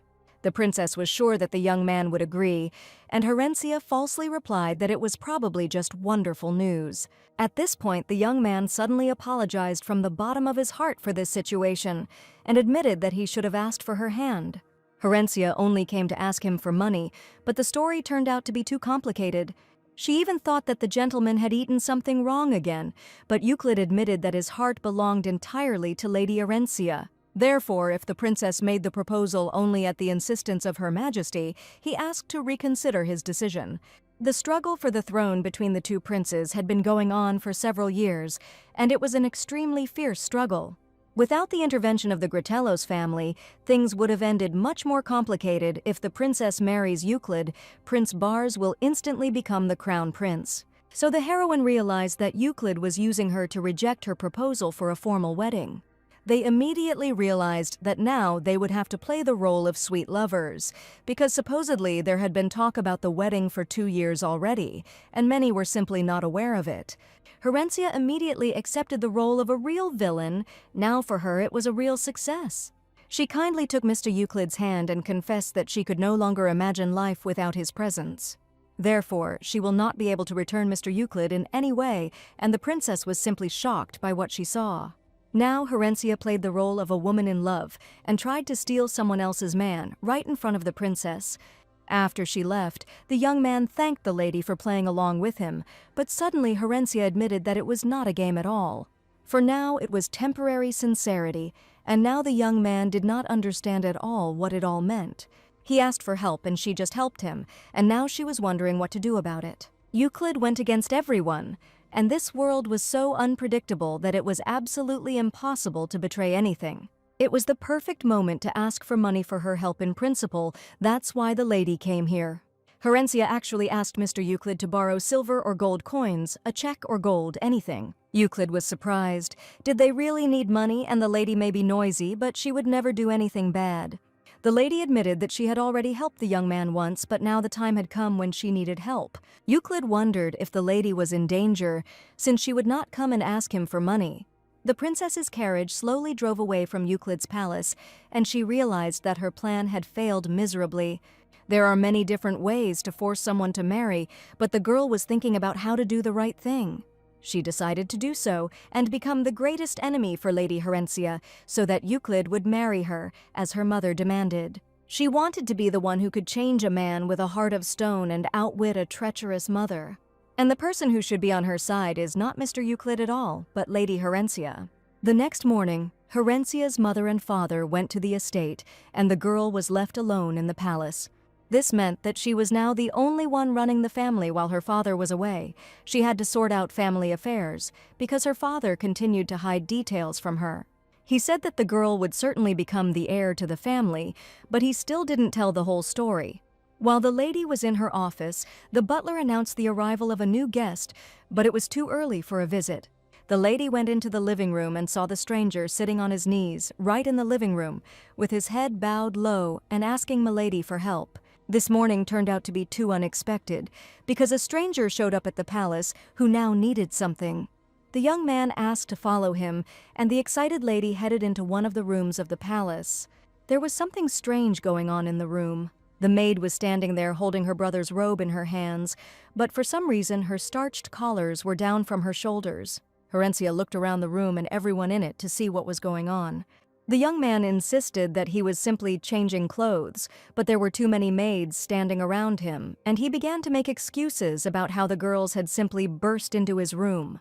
Lady Herencia turned to the maid and wanted to know whether she helped him dress or whether he helped her undress. This was absolutely unacceptable behavior for the palace, and the heroine angrily declared that all the maids would undergo retraining. Milady kicked out all the servants and ordered that they not even return here in the near future. She promised to make sure that this didn't happen again, and she probably should have kept a better eye on the maids now that she was the heiress. Her brother only asked her to try harder, but she understood perfectly well that the maids were absolutely not to blame. Therefore, the lady said that only male servants would be presented to her brother to ensure that such a thing would not happen again. She knew he was always violent, but the young man couldn't believe that such a future awaited him. She was familiar with his vile nature, but it was not uncommon among high society, so she decided it was better not to focus on it for now. But the lady sternly declared that if the young man wanted to satisfy his lower body so much, he would have to do it outside the palace. After all, he really doesn't need to constantly touch what belongs to the Novelita family. At the same time, Mr. Euclid was waiting for Herencia, who was late, although he had not even warned about his visit. Suddenly, he heard that there was some kind of confusion in the corridor, and probably something had happened. The maids were gathered in the corridor, discussing the young master who had acted rudely again, but the young lady came to their aid. Upon seeing Euclid, the ladies immediately fell silent and asked for forgiveness for their inappropriate behavior. The young man wondered if the lady was so busy that she couldn't even come down to him. The maid wondered if the young master had done something to her, which was why she was so late. Everything was too strange, and recently Herencia asked for his help, and now Euclid thought that the Novelit family had big problems. She continued talking to her brother and couldn't believe that he suddenly decided to show his strength. The young man looked incredibly pathetic now, and his behavior only brought shame on part of the family. He instantly became angry and, picking up the first thing he could find, swung it at the lady, calling her arrogant. She didn't want things to come to this at all, because her brother simply needed to be put in his place. The very next second, the brother received a sharp blow to the face from Mr. Euclid, who again arrived in time. This young man seemed to be her savior, and he always appeared at the moment when the girl was in danger. She looked into his kind eyes and was even surprised why he was here now, as if he really was her savior, but Euclid immediately decided to ask if she really needed money to escape from her brother. Herencia tried to explain, he misunderstood, and now a completely different situation has occurred. She said it was all completely wrong, but Euclid was ready to pretend he hadn't heard anything. He decided to lend the girl as much money as she needed, and for the heroine this was already excellent news. Suddenly, the young man dropped to one knee, and the lady did not understand what he was going to do now. The young man carefully took out of his pocket a red velvet box containing a dazzling ring. He admitted that he wanted to offer more than just money. Euclid was an excellent swordsman and had many connections and promised to give everything he needed. And now he decided to make an official proposal to the girl. And presenting the ring, the gentleman said in a gentle voice whether my lady was ready to marry him. The stunned Herencia certainly didn't expect such a morning, and couldn't even breathe from everything that was happening. This morning was strange not only for Milady, but also for her mother, who today informed her father that she no longer intended to return to the capital. He said that the children were not her concern, and now she saw no point in returning there because the estate was well managed by the servants. Standing by the window, she made a radical decision, and her husband did not understand what had hit her in the head. The gentleman shouted at the servants to prepare for departure immediately, and since the lady was unwell, she would remain in the estate for now. He had only one last request left, and he turned to his wife asking if she would do what he asked. These were important family matters, and afterwards the father angrily declared that from that moment on, he would deal with all matters himself. Herencia was indignant and decided to talk to Euclid, asking what kind of nonsense he was talking about so early in the morning, having made an offer. The young man said that it seemed that the Empress would not leave him alone so easily, and the lady suggested that in that case he give in and simply marry the princess. At their last meeting, the heroine did not feel that they were on bad terms, and it seemed that even the Empress did not want to interfere with their union. Frederick had long since suggested that the gentleman meet with at least someone. The young man tried to find another candidate, but there were too many offers. Now everything became clear to the heroine, and she asked if the gentleman really thought that she was so kind and would immediately decide to help him. Euclid considered Milady a very intelligent girl, one who would be able to correctly assess profit and loss. He suggested that she read the engagement agreement, since a wedding contract would be too burdensome for both parties. In fact, the gentleman had never seen anyone get divorced after signing a marriage contract, and Herencia completely agreed with him. But an engagement contract can be cancelled at any time, and the girl also had her own reasons for proposing an engagement to him, so he assured her that they could achieve all this with just a contract. Perhaps getting engaged to Euclid wasn't such a bad idea, and the heroine suggested that she could borrow some money and immediately start a huge scandal. She agreed, but said that the young man needed to prepare himself because she was a wonderful actress, and everyone had to believe that they were madly in love with each other. Every day, the master's assistants loaded a full carriage, which was immediately sent to Lady Herencia's palace. The assistants noticed that it seemed that Duke Gretelos had really fallen in love with the lady, because he had been tirelessly sending gifts for a whole week. They were afraid that her father would find out about everything and go crazy. He was supposed to come back today, so they needed to hide everything until he arrived, and then everything would be fine. Suddenly, they noticed a carriage approaching the palace and realized that it definitely belonged to Duke Gretelos. No doubt he was leaving on it, which meant that the lady's father had returned much earlier than promised. The girl's father stepped out of the carriage. His gaze was darkened, and the aura around him was incredibly gloomy today. Seeing their master, the assistants almost dropped the boxes from their hands, and now they needed to hide all the gifts as quickly as possible. Everyone noticed that the Duke was not in the best mood, and the butler immediately turned to the gentleman. He asked for forgiveness, saying that the estate was still a bit dirty, and the Duke, according to him, had cancelled his business in order to arrive early. But he saw that the assistants were bustling about and carrying some suitcases, immediately recognizing that these were all gifts from Duke Gretelos. Ever since he proposed to Lady Herencia, he had been sending them every day, and the man looked angrily at everything that was happening. The butler noticed that the Duke was getting angry. He shouted for his daughter to be brought to him immediately, but the butler knew that not only Lady Herencia was in the palace, but the Duke himself, and now the lady was probably with him.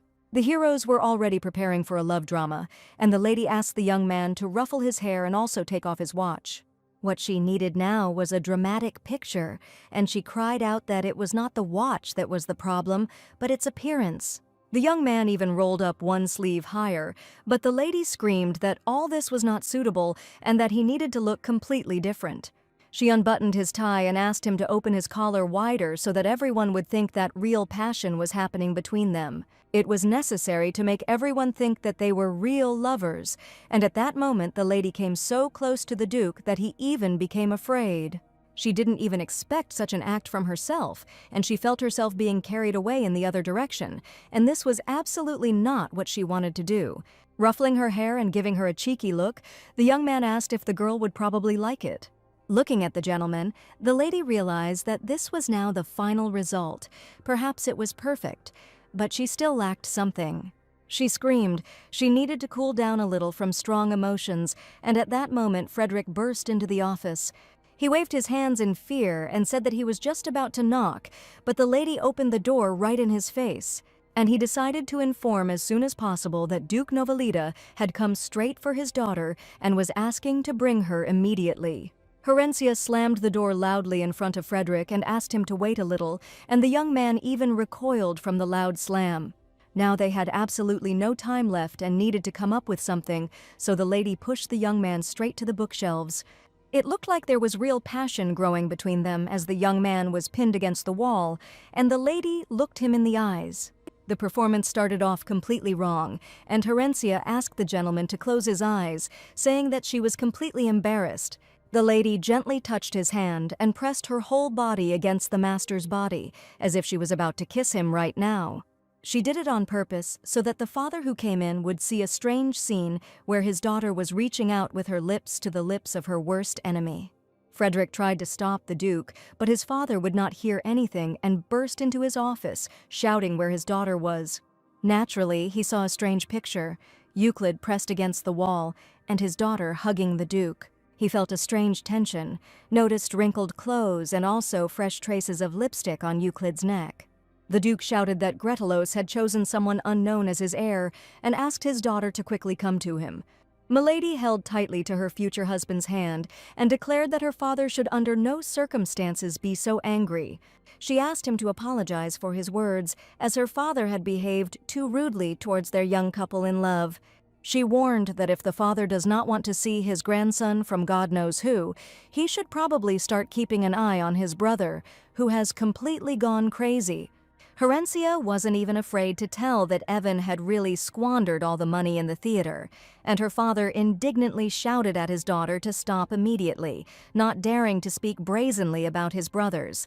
He asked her to come over immediately, saying that she would never dare to behave like that again, and he would take matters into his own hands. But at that moment, the Duke decided it was high time for him to intervene, and asking for forgiveness, he suggested that the Duke leave this office as quickly as possible. At last, the Duke left, and Frederick was very much afraid that something serious might happen, besides a quarrel. Since the maids had returned to the estate, everyone hoped that His Majesty would not be too harsh on his lady daughter. After the Duke left, Euclid asked if this was really how it had to be, since everything had only gotten worse, and the lady smiled and asked him not to thank her. Euclid understood that this was exactly how she wanted to show that she had sided with him, and now his father did not dare to give orders at all. The young man didn't even imagine that the Duke would be so unreasonable that he would burst into his palace and start shouting right in his office. Therefore, the young man confessed that he could not leave everything like this under any circumstances, because he saw how the father treated his daughter. Previously, the lady thought that this situation would end there, but now she looked at her future husband with a surprised look. At this time, the assistants were waiting for them to be released, because if one of them simply gave in, they would finally be free. Since the young men had seen everything, they continued to watch the scene of the two heroes, and for some reason the Duke still did not let Milady go back to his palace. Euclid had just realized how cruel her family was, but the lady insisted that it was nothing to worry about and that the gentleman had misunderstood. He asked her to just stay with him today because her father was incredibly angry today, but the lady hated control in relationships and did not want strange rumors to appear. The heroine was perplexed as to whether the young man was really suggesting that she go against her father now, stating that she didn't even have anything to wear, but fortunately the groom had already prepared and provided for everything. The maids brought out luxurious clothes, as well as a bunch of gifts, and today the girl certainly could not need anything. The Empress was immediately informed by an assistant that the lady had left the Gretelos estate early this morning. She didn't understand if there was really something between them, or if it was just a game to make everyone think that they were truly in love. But most of all, she hated the Duke, and it all happened when Lilie was the crown princess. Then a split occurred between the two families when Lady Gretelos did not find happiness with the prince. The crown prince was deeply in love with Lady Gretelos, but not everyone knew about their relationship. Rumors were circulating everywhere that once he became emperor, the current bride would be forgotten and Lady Gretelos would take the place of empress. The prince promised that he would definitely marry the girl, and she knows it perfectly well, but he never did. In the end, a completely different lady became empress, and then as now, everything happened exactly the same. The empress was sure that the unworthy couple had to be destroyed before their love took deep root. She asked her assistant Burl to find a newspaper publisher, an obedient and competent publisher who would write an article that would benefit only her. The very next morning, the front pages of the newspapers were full of headlines that it was not Princess Selberina, but Lady Herencia, who had spent the previous night with Mr. Euclid. Of course, there was nothing wrong with that, but the heroine could not believe that the newspapermen had turned it into exactly that, as if the lady was trying to prevent the union of two lovers. The rumors could be easily gotten rid of, and they became a reason for new ones, and Rents was even ready to become a frivolous girl. But at that moment, Agnes said that they could not go anywhere, because after spending the night with the Duke, her father had placed her under arrest for a whole week. But today the heroine definitely wasn't going to go out through the door, and the maid was scared because they were on the second floor. That same morning, Euclid was brought all the issues of the latest newspapers from a new publisher, unknown, insignificant, and with a tiny capital. Everyone understood that Her Majesty the Empress was most likely behind this, and Euclid did not understand what to do for his poor bride, because she was probably shocked by this disgusting article. But the next second he realized that he was most likely too late, hearing the sound of approaching hooves. Frederick immediately saw Lady Herencia through the window, riding on horseback, approaching straight towards the Duke's palace. The young man was delighted it seemed his bride had come to him herself to discuss the latest gossip. She flew into the palace again and screamed.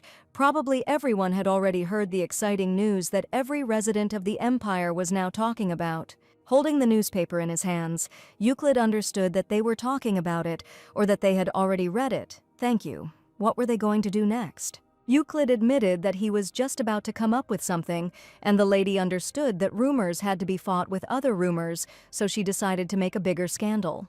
She asked if the gentleman knew a reporter, and she just happened to know a good portrait artist. Agnes and Frederick, having heard the plans of their masters, were definitely against it, and Euclid also doubted the new affair. Herencia said that putting everything on display was not interesting at all. People should be given the opportunity to fantasize. The locals were only talking about the upcoming wedding of Lady Novelita and the Duke's son, but just recently a secret article about the date came out, and it looks like everything was real, and the previous article was probably made up. Early in the morning, my father was already reading the latest edition of the newspaper, and as soon as he saw the first lines, he choked on his strong coffee, spitting it right onto the wall. The father was simply in shock and was ready to leave this world, while the butler stood next to him and tried to support him as best he could. The reaction of all the people was varied, because Mother Herencia, after reading the new article, simply laughed until she was crazy. She was sure that everything would turn out just wonderful, and her daughter definitely couldn't lose face. The shocking article announced that on a full moon, a woman on a white horse seduced a lion, and according to 4 servants, they talked all night and their songs never stopped. A new trend in relationships spread across the empire. It was simply an incredible, bold, and confident statement. But Herencia asked Agnes to shut up. The article went beyond all bounds, and the agitated lady asked the maid to simply bring her a glass of cold water. She herself now didn't even know how to react to the sensational article, because everyone was talking about the unconventional approach to the romantic relationship of newlyweds. The article even wrote about a secret relationship, and that the lovers were chained to each other. This cheap love triangle with Euclid turned into something exciting, where the lady demanded freedom against the oppression of ordinary relationships. Of course, she managed to spark a new scandal, but now she decided to go a different way and do what she had planned from the very beginning. As soon as Euclid and his mistress went out into the street, everyone immediately turned their attention to them.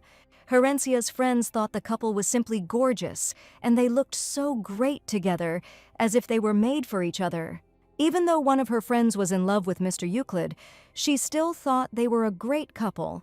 After all, they looked simply wonderful together, and in order to portray a couple in love, Euclid only said that Lady Herencia was incredibly beautiful. Her friend thought that interfering with their love was a real crime, but the heroes understood that they had to strictly follow the rules, when it was time to enter the game, and when it was necessary to retreat. They deliberately stood on the busiest street, chatting sweetly with each other, so that people would believe even more in the rumors about their unearthly love. Herencia considered herself a wonderful actress, and she could portray a lady in love as much as she wanted. And Euclid turned out to be a reliable partner who strictly followed all the instructions and looked at his companion with a sweet smile. The lady decided to ask if the offer was still valid when she asked the young man to lend her money. Euclid was still willing to make the deal, and the girl asked for 5,000 gold coins, but even this amount he considered too modest. He thought the girl would ask for more, and if this money was not enough, he just had to tell her, because this was the least he could do for his beloved. The young man's generosity knew no bounds, and these words even embarrassed the young lady a little. On the same day, the heroine, together with the maid, went to carry out her plan, where she gave some money to the poor. The atmosphere in the area was too squalid. Poverty and theft reigned, and Agnes hid fearfully behind her mistress's back. She pointed to an arena where competitions were taking place between poor people trying to earn money. There, people were gambling their lives, and it was really scary. Agnes, in fear, asked Milady to leave the area as quickly as possible, so as not to attract close attention to herself under any circumstances. But one of the poor men had already noticed the precious ornament on the lady's shoe, and he had terrible thoughts of robbing these ladies. The ladies noticed that a strange man began to follow them, and Herencia stopped and menacingly asked what he wanted. The maid was incredibly scared as soon as she saw the face of the formidable thief who was probably going to blackmail them. But instead of attacking, the young man asked if it was really that very Lady Novelita standing before him. Taking off her hood, the girl admitted that he was not mistaken at all, and she was the head of a famous family named Herencia. The man continued to stand nearby, and the lady wanted to find out what was going on, because he had been following them for a long time. The young man looked like a real villain, and suddenly, embarrassed, he admitted that his thoughts were not at all appropriate. The lady told the villain that there was nothing wrong with it, and she understood perfectly well that he needed money. And this was the heroine's grand plan, who was going to lend the villain some money right now. When the maid came home, she was in tears, because she really thought that they would meet their end right in this backwater, but somehow the lady managed to find out that this man was the son of a nobleman. In fact, they met on the imperial floor. He looks much worse than just a couple of months ago, and probably the young man has big problems. Herencia knew that people like him didn't change with the snap of a finger, and perhaps he would soon ask for an even larger sum. Agnes listened attentively to her ladyship, taking in every word, but did not at all understand what her game consisted of. The arena was one of the few entertainments in the Empire where fierce battles between knights took place. But at the same time, this place was a place where dirty money was circulating for aristocrats who were ready to pay any amount for a magnificent spectacle. Agnes wondered if the young lady had decided to continue the business of the Novelita family, since they had certainly visited the poorest area for a reason. But in her heart, the maid was incredibly worried about her ladyship, who could find herself in an unexpected, dangerous situation. Herencia's father, the venerable Duke, asked Sebastian if all the important preparations had been completed. He thought it was a good thing, because it would be stupid if the great Novelita family suddenly went bankrupt. The reason for the Novelita family's wealth was hidden in endless wars, and the Duke never tried to earn it through honest work. All this time, the family traded in captive people, but the war ended, peace reigned, and overnight everything changed. The terrible skeletons were kept in the closet of this family, and the Duke decided to offer the Emperor to present his business to the world. But the Emperor, who used his money without a twinge of conscience, finally turned away from him. Every one of the Duke's undertakings ended in failure, and the moment came when one day he had nowhere to run. As he thought, the Novelita family always does things their own way, but he strictly ordered Sebastian not to let his daughter know about the family's dark deeds under any circumstances. She was currently dealing with her own love affairs, so it was the perfect time for the Duke to keep the girl out of the family's affairs. He ordered Sebastian to contact Ghidorah, a ruthless crime city on the very outskirts of the Empire. At the head of the criminal town stood a young man who, during his long reign, managed to create an incredible aura of fear around himself. While in his office, he suddenly heard approaching footsteps, which meant that a guest had followed him. The assistant asked the gentleman for forgiveness for disturbing him, but an important message arrived, and the Novelita family decided to contact them. The young man, hearing this information, was surprised, because since when did the ducal family decide to turn to a criminal city? He smirked, realizing that this old fox of a duke definitely needed something from him this time. When Herencia took over the family's affairs, within just 1 week they received an incredible number of invitations addressed specifically to her. Milady asked the maid to lay out all the invitations for now, but Agnes had a slightly different opinion. It seemed to her that this time Milady should read the invitation herself, because some of them were extremely important and required her attention. One of the invitations was to a tea ceremony at the Imperial Palace from Her Majesty the Empress herself. When she read the invitation from the Empress, she realized that something special would definitely happen this time, because the Empress could not have sent it just like that. That same day, the lady went to see her future husband, and Frederick was incredibly happy to see her. Mr. Euclid was in the reception area right now, and the young man kindly asked the girl to come in, but it seemed they had guests today. The heroine urgently needed to deal with that terrible article, but it was being distributed by the Imperial Palace, and there were many more newspapers than it might seem. At the same time, Euclid was talking to a young man who represented only one single newspaper, and therefore could not stop the publication of all the others. The gentleman could not sit idly by, and he wanted to confiscate as quickly as possible all the newspapers that had distributed the outrageous article. Herencia came into the office and asked what was going on, and it didn't seem like the two were just chatting about nothing. Euclid said it didn't matter, and everything was going according to plan, but the heroine understood that she had several of these plans. The gentleman ordered everyone to leave the room immediately so that he and the lady could be alone for an important conversation. He talked about a plan to escape from home because he understood perfectly well that he was not ready to tolerate such an attitude from his father and brothers. They were still talking about this, but the lady had already spoken before. He had misunderstood everything, and she still hadn't borrowed money from him. In fact, the gentleman wanted to protect his future wife, and even offered to stay here if she really wanted to run away from home. He offered complete safety from his father, who would never dare to attack the ducal family. The assistant warned the gentleman that the carriage had already been served, and that the young man needed to go about his business as soon as possible. Therefore, Euclid stated that he had absolutely no time to go into details, and that the girl would be better off agreeing to his terms. Having given her his hand, he expected that Milady would definitely agree, because staying with him was much better than returning to her formidable father. He suggested that they spend the day together, carefree and joyful, and take a little break from everything that was happening. Euclid claimed that it would be beneficial from all sides, but the heroine did not understand whether this was also part of his sparkling plan. They went to the arena where the battles between knights were taking place, and all the stands were full of spectators. Everyone was watching closely and betting on who would win, and there was a lot of money hidden in these tournaments. Herencia was worried.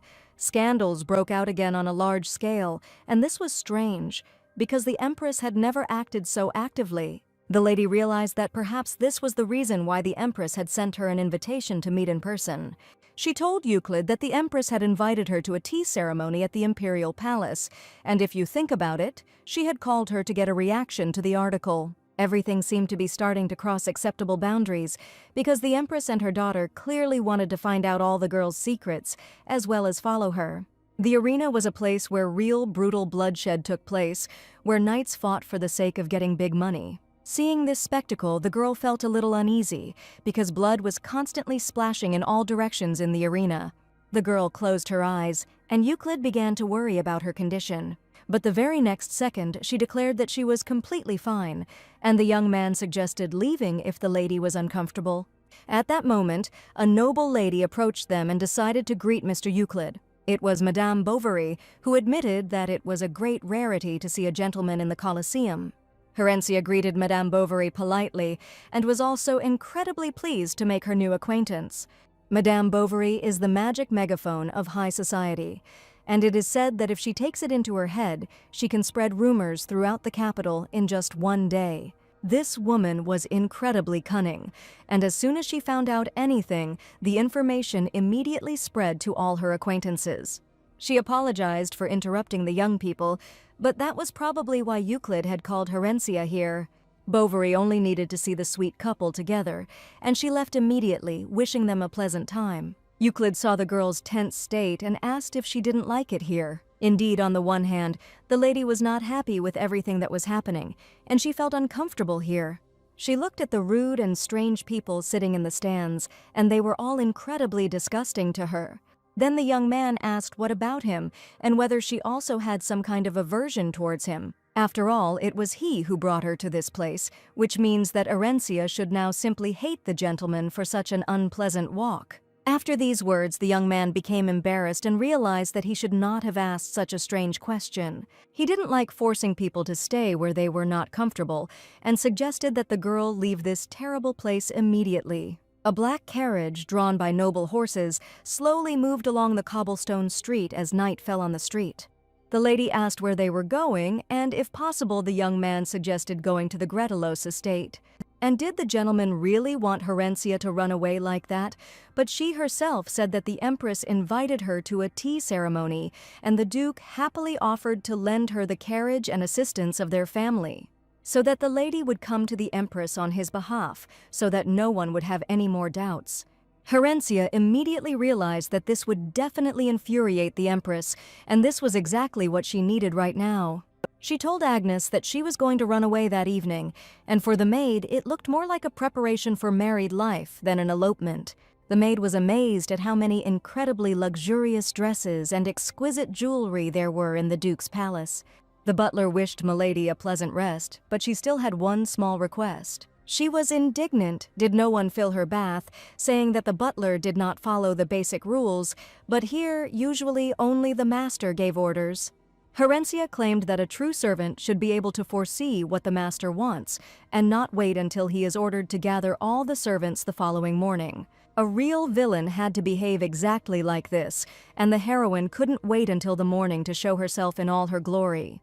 She wanted to make a bunch of enemies for herself, so that everyone would hate her, and her mere presence would make everyone sick. Early in the morning, Frederick came to the gentleman to tell him about an article that had appeared in the newspaper. This was another stunning piece of news that shook the entire public. Euclid had already seen her, and realized that it seemed the Empress was really trying to raise a fuss.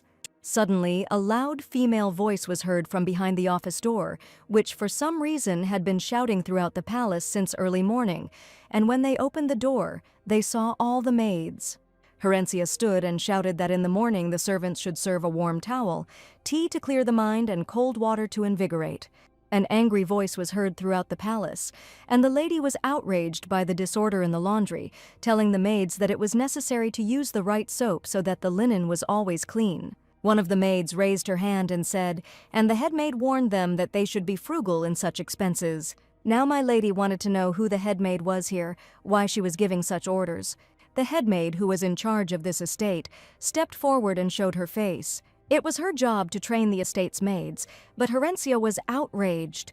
Cheap soap ruined the fabric and could harm the maids' hands, and what was the point of saving money on soap?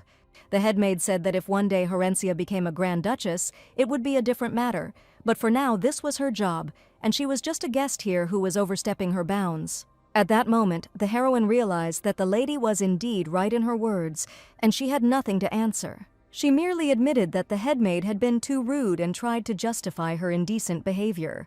But at that moment my lord appeared and asked what was going on here and what it all meant. He glanced at the head maid, who had supposedly never made a mistake before and always kept an eye on the servants. She lowered her head, realizing that my lord could be extremely stern, and he had heard the entire conversation perfectly well. Euclid was angry because the headmaid said that his bride would never become a Grand Duchess. Therefore, he ordered that from today onwards the headmaid is free and must leave the estate as soon as possible. Herencia didn't think it would turn out this way because she just wanted to be rude. She admitted that firing the headmaid was too much, since this was only their first conversation. It seems like this lady has been working here for a long time, and to fire someone so easily is reckless. Indeed, the headmaid had worked here for a long time, and during that time she had managed to appropriate some property from the estate. Barley reported to the gentleman several times, but the amount seemed insignificant, and the gentleman knew her from the time when he himself was little. He could not teach someone new, and he simply did not have time. So he decided it was a small problem and just closed his eyes, but now he realized it was the right decision, and she became arrogant. The headmaid always got away with everything, but now the heroine learned how the lady tried to appropriate some of the wealth. At first, she seemed honest and pedantic to her, and she would never have thought that this lady was capable of such a thing. Agnes carefully prepared Herencia for the meeting with the Empress and was sure that the girl looked simply magnificent and was bound to win today. The maid always praised her mistress because Milady was her best friend and faithful mistress. When the girl was almost ready, she heard a pleasant male voice that wanted to enter her room. Milord asked for forgiveness for coming so unexpectedly, but he knew very well why Herencia would have to leave today. She was just about to have tea with the Empress. The young man came to find out the details. His gaze was wary, and for some reason the gentleman was extremely excited about the upcoming tea party. The gentleman said that he thought that perhaps it would be better for the girl not to go there today, and Herencia did not understand what the reason was. This time, the Empress had really heated things up, and it wasn't something that could be fixed with a couple of articles, and since he couldn't go with her, he suggested postponing the tea party for another day. Milady understood that the gentleman was worried about her as a partner, but she stated that she was really good at dealing with annoying and unpleasant people. So she was going to set out on the appointed day to prove to the Empress that her power was worth absolutely nothing. She asked Euclid to trust her and not to worry in any way, and to calmly begin his work. The young man understood perfectly well that his future wife was ready for anything and incredibly self-confident, but still he was very worried. Therefore, he offered to at least allow him to accompany the girl to the carriage, in order to calm his raging emotions a little. The gentleman offered his hand to the young lady in a dress of the color of the sky, who was ready to meet the Empress herself and defend her honor. The newspapers still did not shut up and wrote articles about the revelation of the strongest relationships. Reading the first article, the Empress understood that one article could be covered by 2 others, but they would never cover 20 articles. The Empress used such base methods that even her daughter found them downright disgusting. And didn't Mother understand how pathetic and ridiculous she looked now, trying to persuade people who wrote false articles?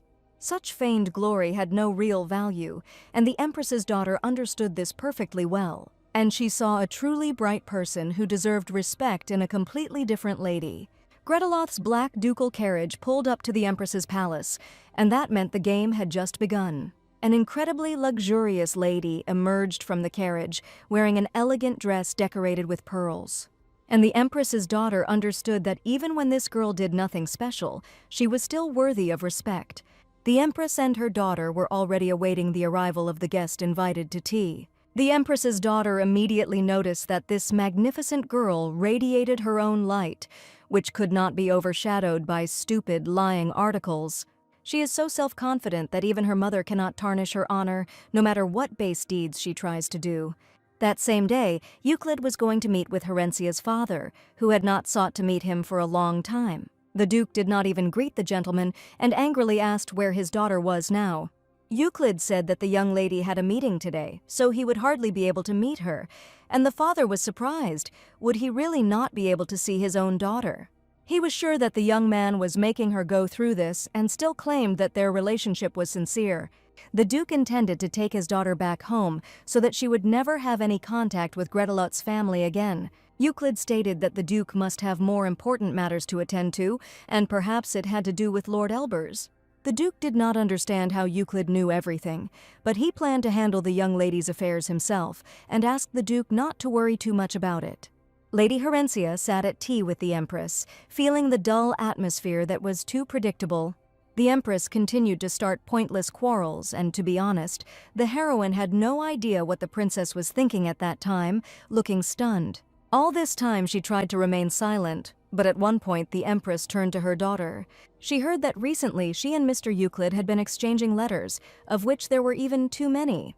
The princess laughed and confirmed that they were indeed exchanging letters about what color would suit Lady Horencia's face and what kind of jewelry women liked. He sent a huge letter full of various questions, and the Empress noticed what a kind heart her daughter had.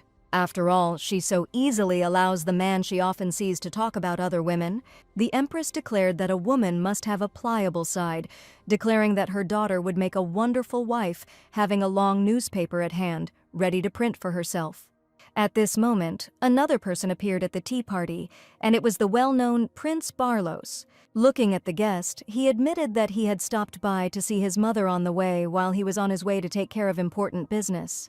Seeing the young Lady Horencia here, the prince openly looked at the lady, because he was probably thinking about her too. The young man laughed and asked if he had interrupted the conversation of the lovely ladies, while the Empress assured him that his words were complete nonsense. The atmosphere became increasingly tense, and Horencia immediately sensed that something was wrong. The prince noticed the girl and admitted that the lady was getting prettier day by day, but in any case, she was not going to indulge his smirks. The compliment directed towards Horencia did not please her at all and left her perplexed. The prince declared that it would not be at all gentlemanly to compare one woman with another, especially since he was going to love and cherish only one woman for the rest of his life. Barlos began to praise romantic relationships, and the heroine realized that this was exactly what the Empress had planned. To bring the princess, his daughter, together with Euclid, and to connect her with his son, Prince Barlos, but this was not a matchmaking service at all. Now the heroine incredibly wanted to return back to the Duke's house, and she only sighed heavily, looking at the stupid fake performance. Suddenly the Empress turned around and saw a man in a black formal suit, asking what he was doing here without an invitation. The stunned princess and her brother watched the appearance of the unexpected guest, and Horencia felt an incredible sense of relief because she finally saw the man who had just saved her again. Euclid admitted that on his way from an audience with His Majesty the Emperor, he decided to stop by briefly to check out the situation. He also wanted to take his beloved back to the estate, and the Empress understood that she would not be able to go against the Duke. Horencia immediately became happy and jumped up from her chair, hugging the young gentleman, who arrived just in time. The young man asked Princess Selberina when they had actually seen each other for the last time. The princess understood that in order to preserve the honor of Her Highness, a new article in the newspaper would be required, but with different edits. The Empress looked angrily at the Duke, hating him with every cell of her soul in this situation. She was absolutely powerless. Sitting in the carriage, Horencia learned that the Duke had even had to make some adjustments to meet with His Highness today, although he had not said anything in advance. In fact, Euclid simply wanted to see Horencia, and fortunately, His Majesty immediately granted his request for an audience. Horencia was glad that she had managed to escape from this terrible event where the false imperial family tried to draw her into their intrigues. But after that, the lady looked upset and did not like what was happening at tea time at all. She said it was a bad habit, and the young man was a little upset because neither with money, nor beauty, nor power, he could not impress Horencia, who always said that nothing would come of it. His bride turned out to be a truly complex person, and the lady required a certain approach. But the young man was ready to do anything so that the lady would not doubt him for a second. The next day, a new article came out about a couple who are not afraid of false reports, and again it was about Mr. Euclid and his mistress. Milady was reading the newspaper attentively, and the maid was worried, offering Miss a cup of green tea to calm her nerves. Agnes was worried about her mistress and saw that for the second day she was too upset and hardly spoke to anyone. For some unknown reason, Milady did not look very well, and her cheerfulness seemed to have faded. As Agnes thought, the lady must be going through emotional difficulties, even though she doesn't show it. Suddenly, the lady jumped up from her chair without explaining anything and ran towards the gentleman's office. With an incredibly serious face, she opened the doors and didn't even greet anyone, because the rules of etiquette were completely unimportant to her now. Euclid was surprised to see Horencia in his office, and the young men also had fresh issues of new newspapers in their hands. The heroine suddenly stated that it seemed she should return home as soon as possible to sort out family matters. All this time the Duke was incredibly angry, and even the servants were afraid to come close to him. Sebastian decided to tell the gentleman some urgent news that clearly required his attention. He asked Sebastian what had happened and whether they had managed to find confirmation of the facts they had discussed earlier. It turned out that the lady whom young Mr. Elbers was pestering was a distant relative of Empress Lilier. Security around Gratello's villa had recently been tightened, so the young lady was most likely there now, although her father was confident that the matter had already been properly resolved. But for some reason this girl was still in the Duchy of Gratellos without his permission, and he was wondering what to do about it. After Sebastian's message, the Duke angrily declared that he must personally meet with Her Majesty the Empress, and do so as soon as possible. After ordering Sebastian to prepare the carriage immediately, he headed out of his office to meet the Empress right away. Too much had already happened, and the heroine was in a depressed state, deciding to admit that everything she did to become a villain was in vain. All her dirty tricks, rude words, planned actions did not work, making her only a great lady, whom all ladies want to be like. She was only a nominal heir, so she knew absolutely nothing important about her family, and did not even know what kind of person her father was. And the Empress, who clearly hated her, was not yet able to show real power to humiliate or insult the dignity of the Novelite family. Instead of a complete collapse of her reputation, the lady gained fame as a young noblewoman who advocated social reform for the benefit of all women. People thought perhaps she should have changed her tactics from the start, but she was desperately trying to become the real villain of the empire. And she made an important decision that first of all she had to take a serious step that even she herself did not want. The first thing she decided to do was to start distancing herself from Euclid so that the rumors about their relationship would finally die and everyone would forget about this couple. She felt with all her heart that Euclid was a wonderful, good person who was always ready to come to her aid. His sincerity and honesty were simply amazing, because this man had a high title, and usually the soul of such people was dirty and callous. But this man didn't care about wealth, he cared about kindness, and he was the kind of person you couldn't help but like. This decision was incredibly difficult for the young lady, but she understood that her future could depend on it. She couldn't allow someone like him, caring and gentle, to be drawn into her dirty fight. Therefore, the heroine did not say anything, but simply collected all her things and left without warning after lunch, leaving behind an empty room. Euclid understood that his bride could be so cold, but this news upset him incredibly. Frederick admitted that there was much more important information, and Mr. Euclid should find out about it right now. He said the boy had taken on too much when he took on the internal investigation at the Colosseum, and Frederick was probably scared of something. He simply could not understand why the gentleman had deviated so much from the intended path since they had not even begun to act yet.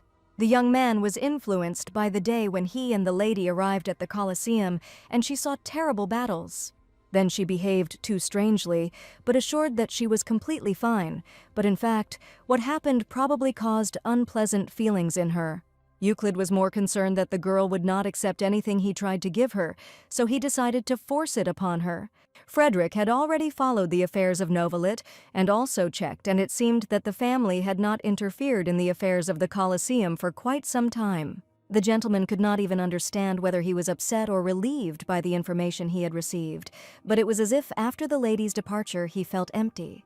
The next morning, Agnes ran to tell her mistress that the nobles were now competing with each other for the opportunity to poach their maids.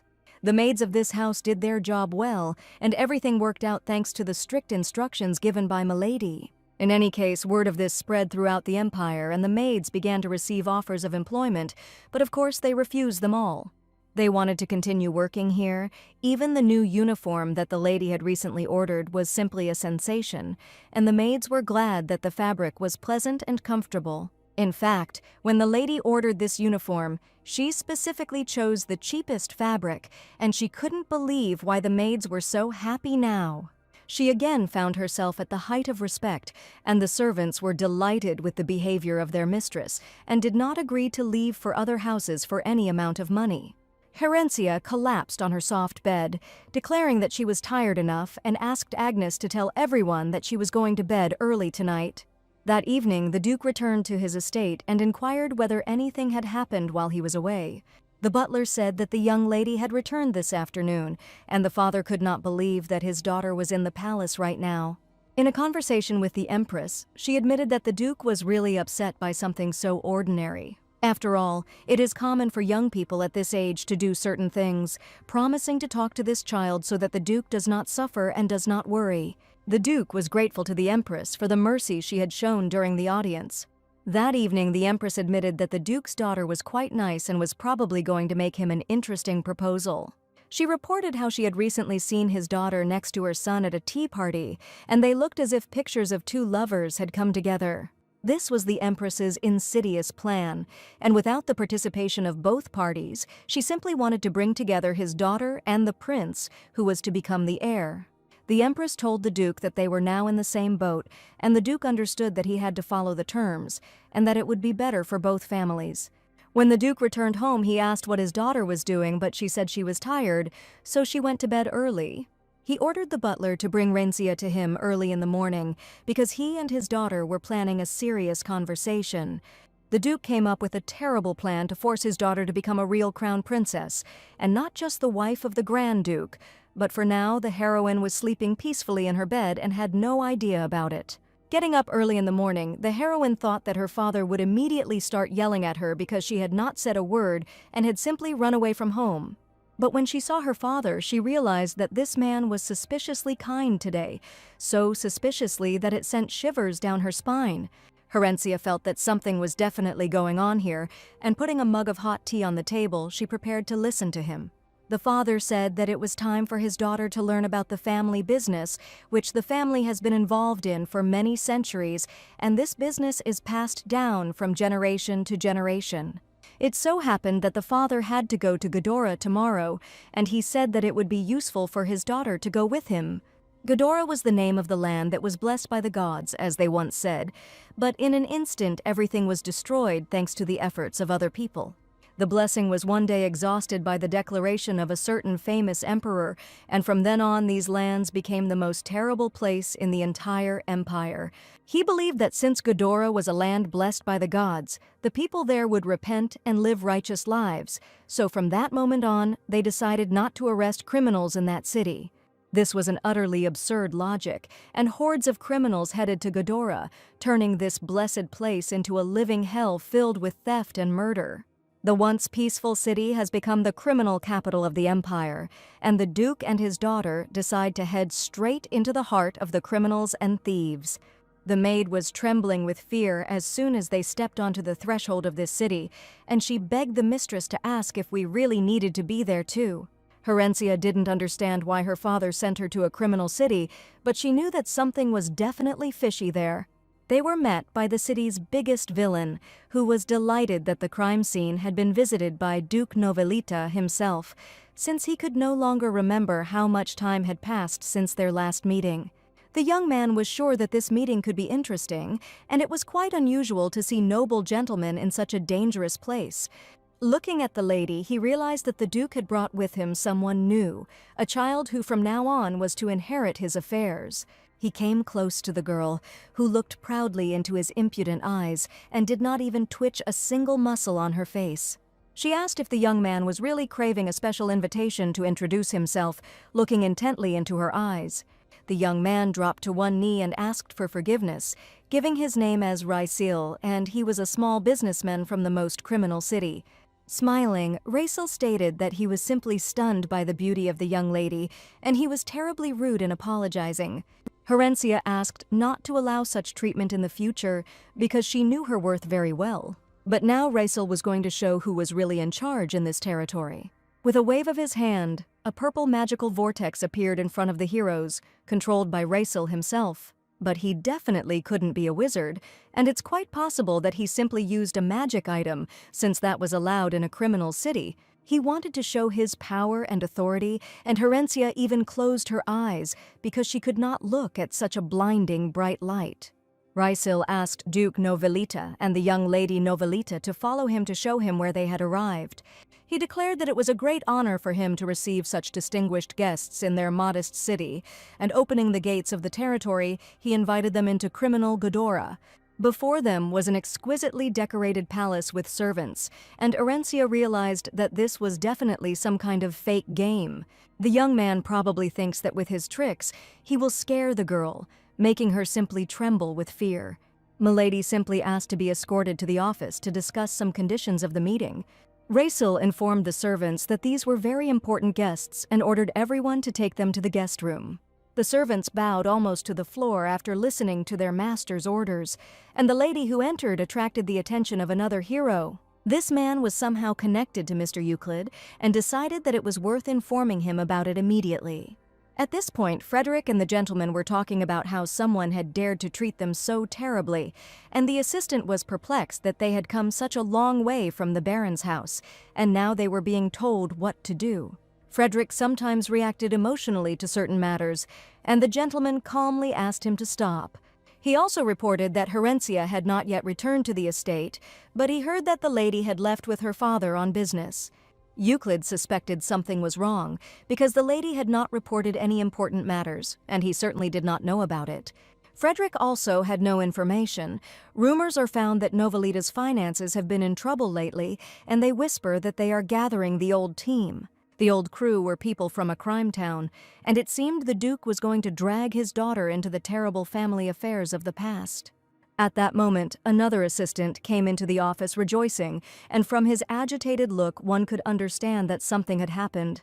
They just received a message from the Blaze, who are currently undercover in the crime city of Ghidorah. The young man said that Mrs. Herencia had just appeared in the crime city, and Euclid couldn't believe how such a thing could really happen. Raisel took out a bottle of expensive alcoholic drink and asked if the young lady was not in a romantic relationship with Duke Gretelos. He saw an article about it in the newspaper and became curious about how Mr. Fleet fell in love with the girl. The young man admitted that for him, he was nothing more than a friend in quotation marks, and he became interested in how the gentleman treated the lady. And at that moment, Euclid understood who she might encounter in this criminal town, the most terrible villain he knew very well.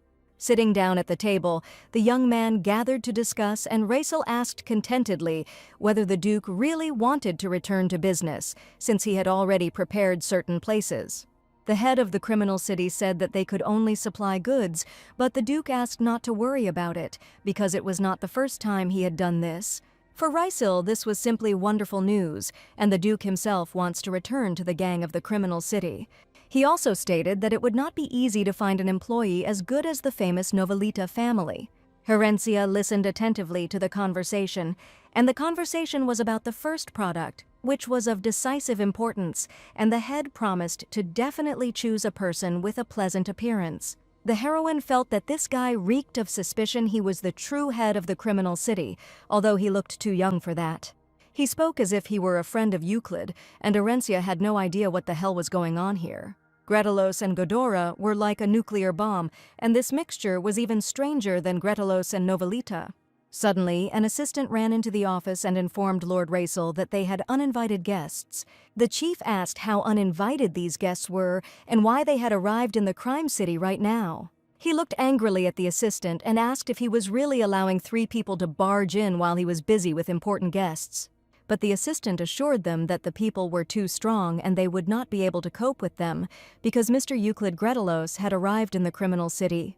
The 2 worst enemies unexpectedly met each other because in the video he tried to arrive in the criminal city as quickly as possible. And as soon as he learned that Herencia was here, he hurried to meet his old friend.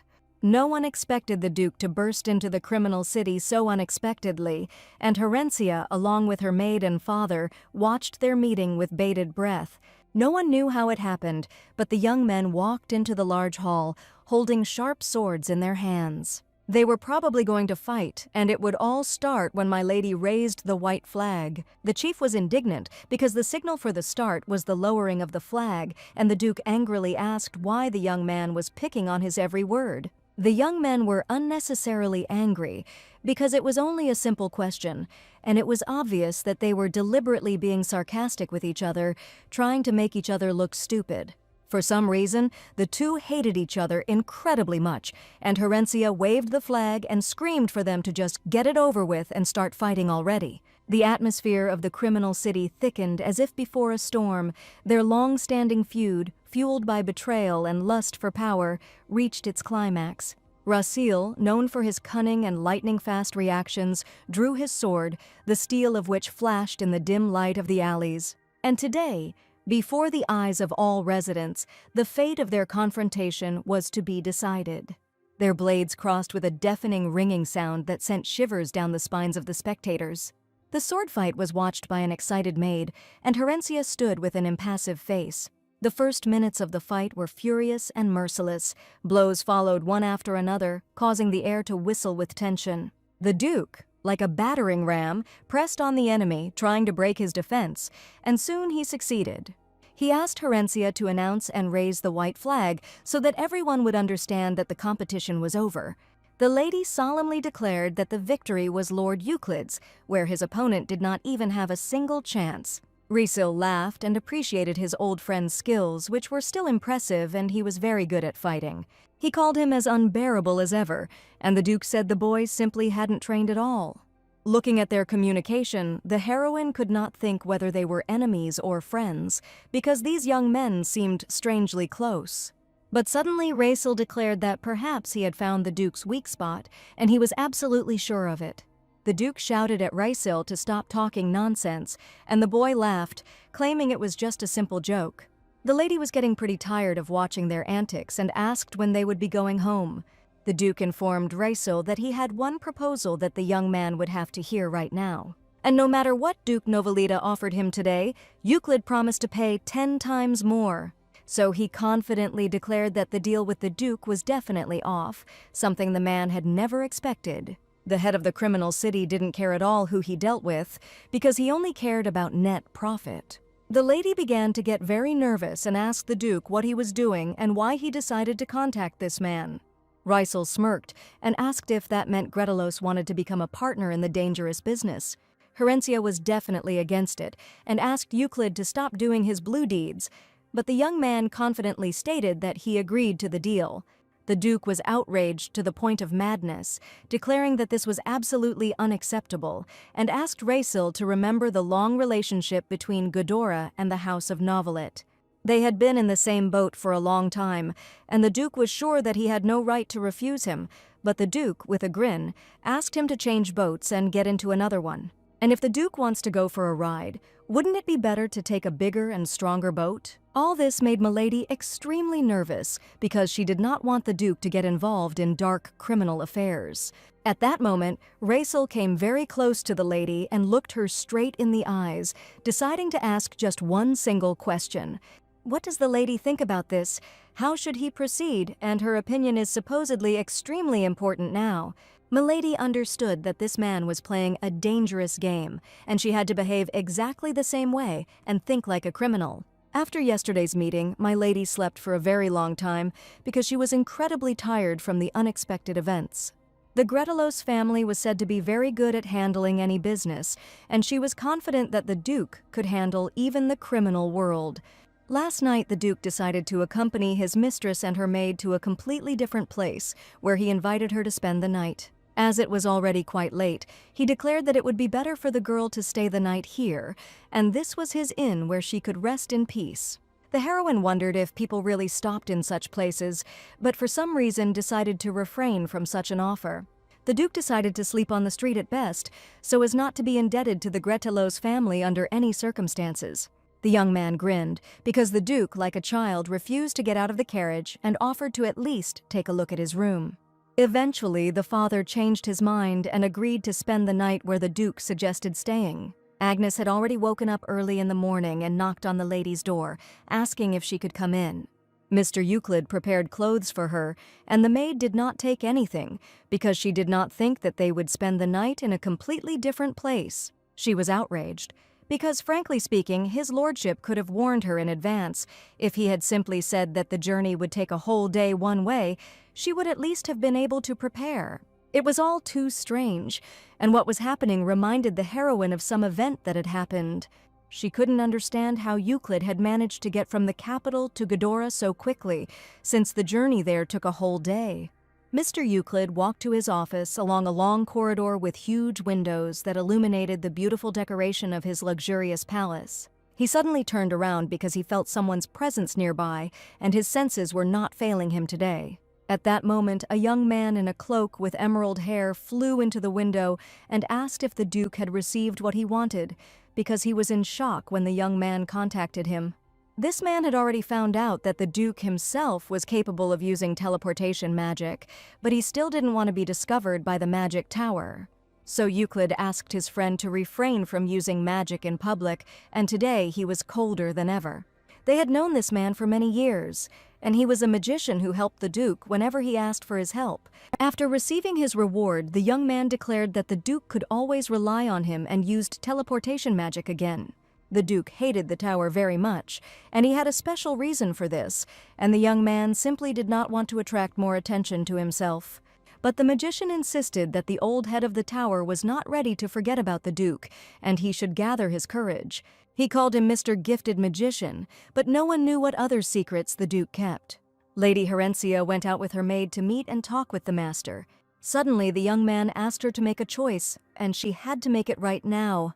Euclid warned whether the lady was willing to return with him to the Gretelos estate of her own free will, or to be kidnapped and taken there by force without her father's permission. Herencia was indignant that there was no option where she would return to the Novelita estate, but the Duke did not want his bride to end up in a dangerous place. The heroine only opened her mouth, intending to clarify some points because she wanted the game to be played exclusively according to her rules.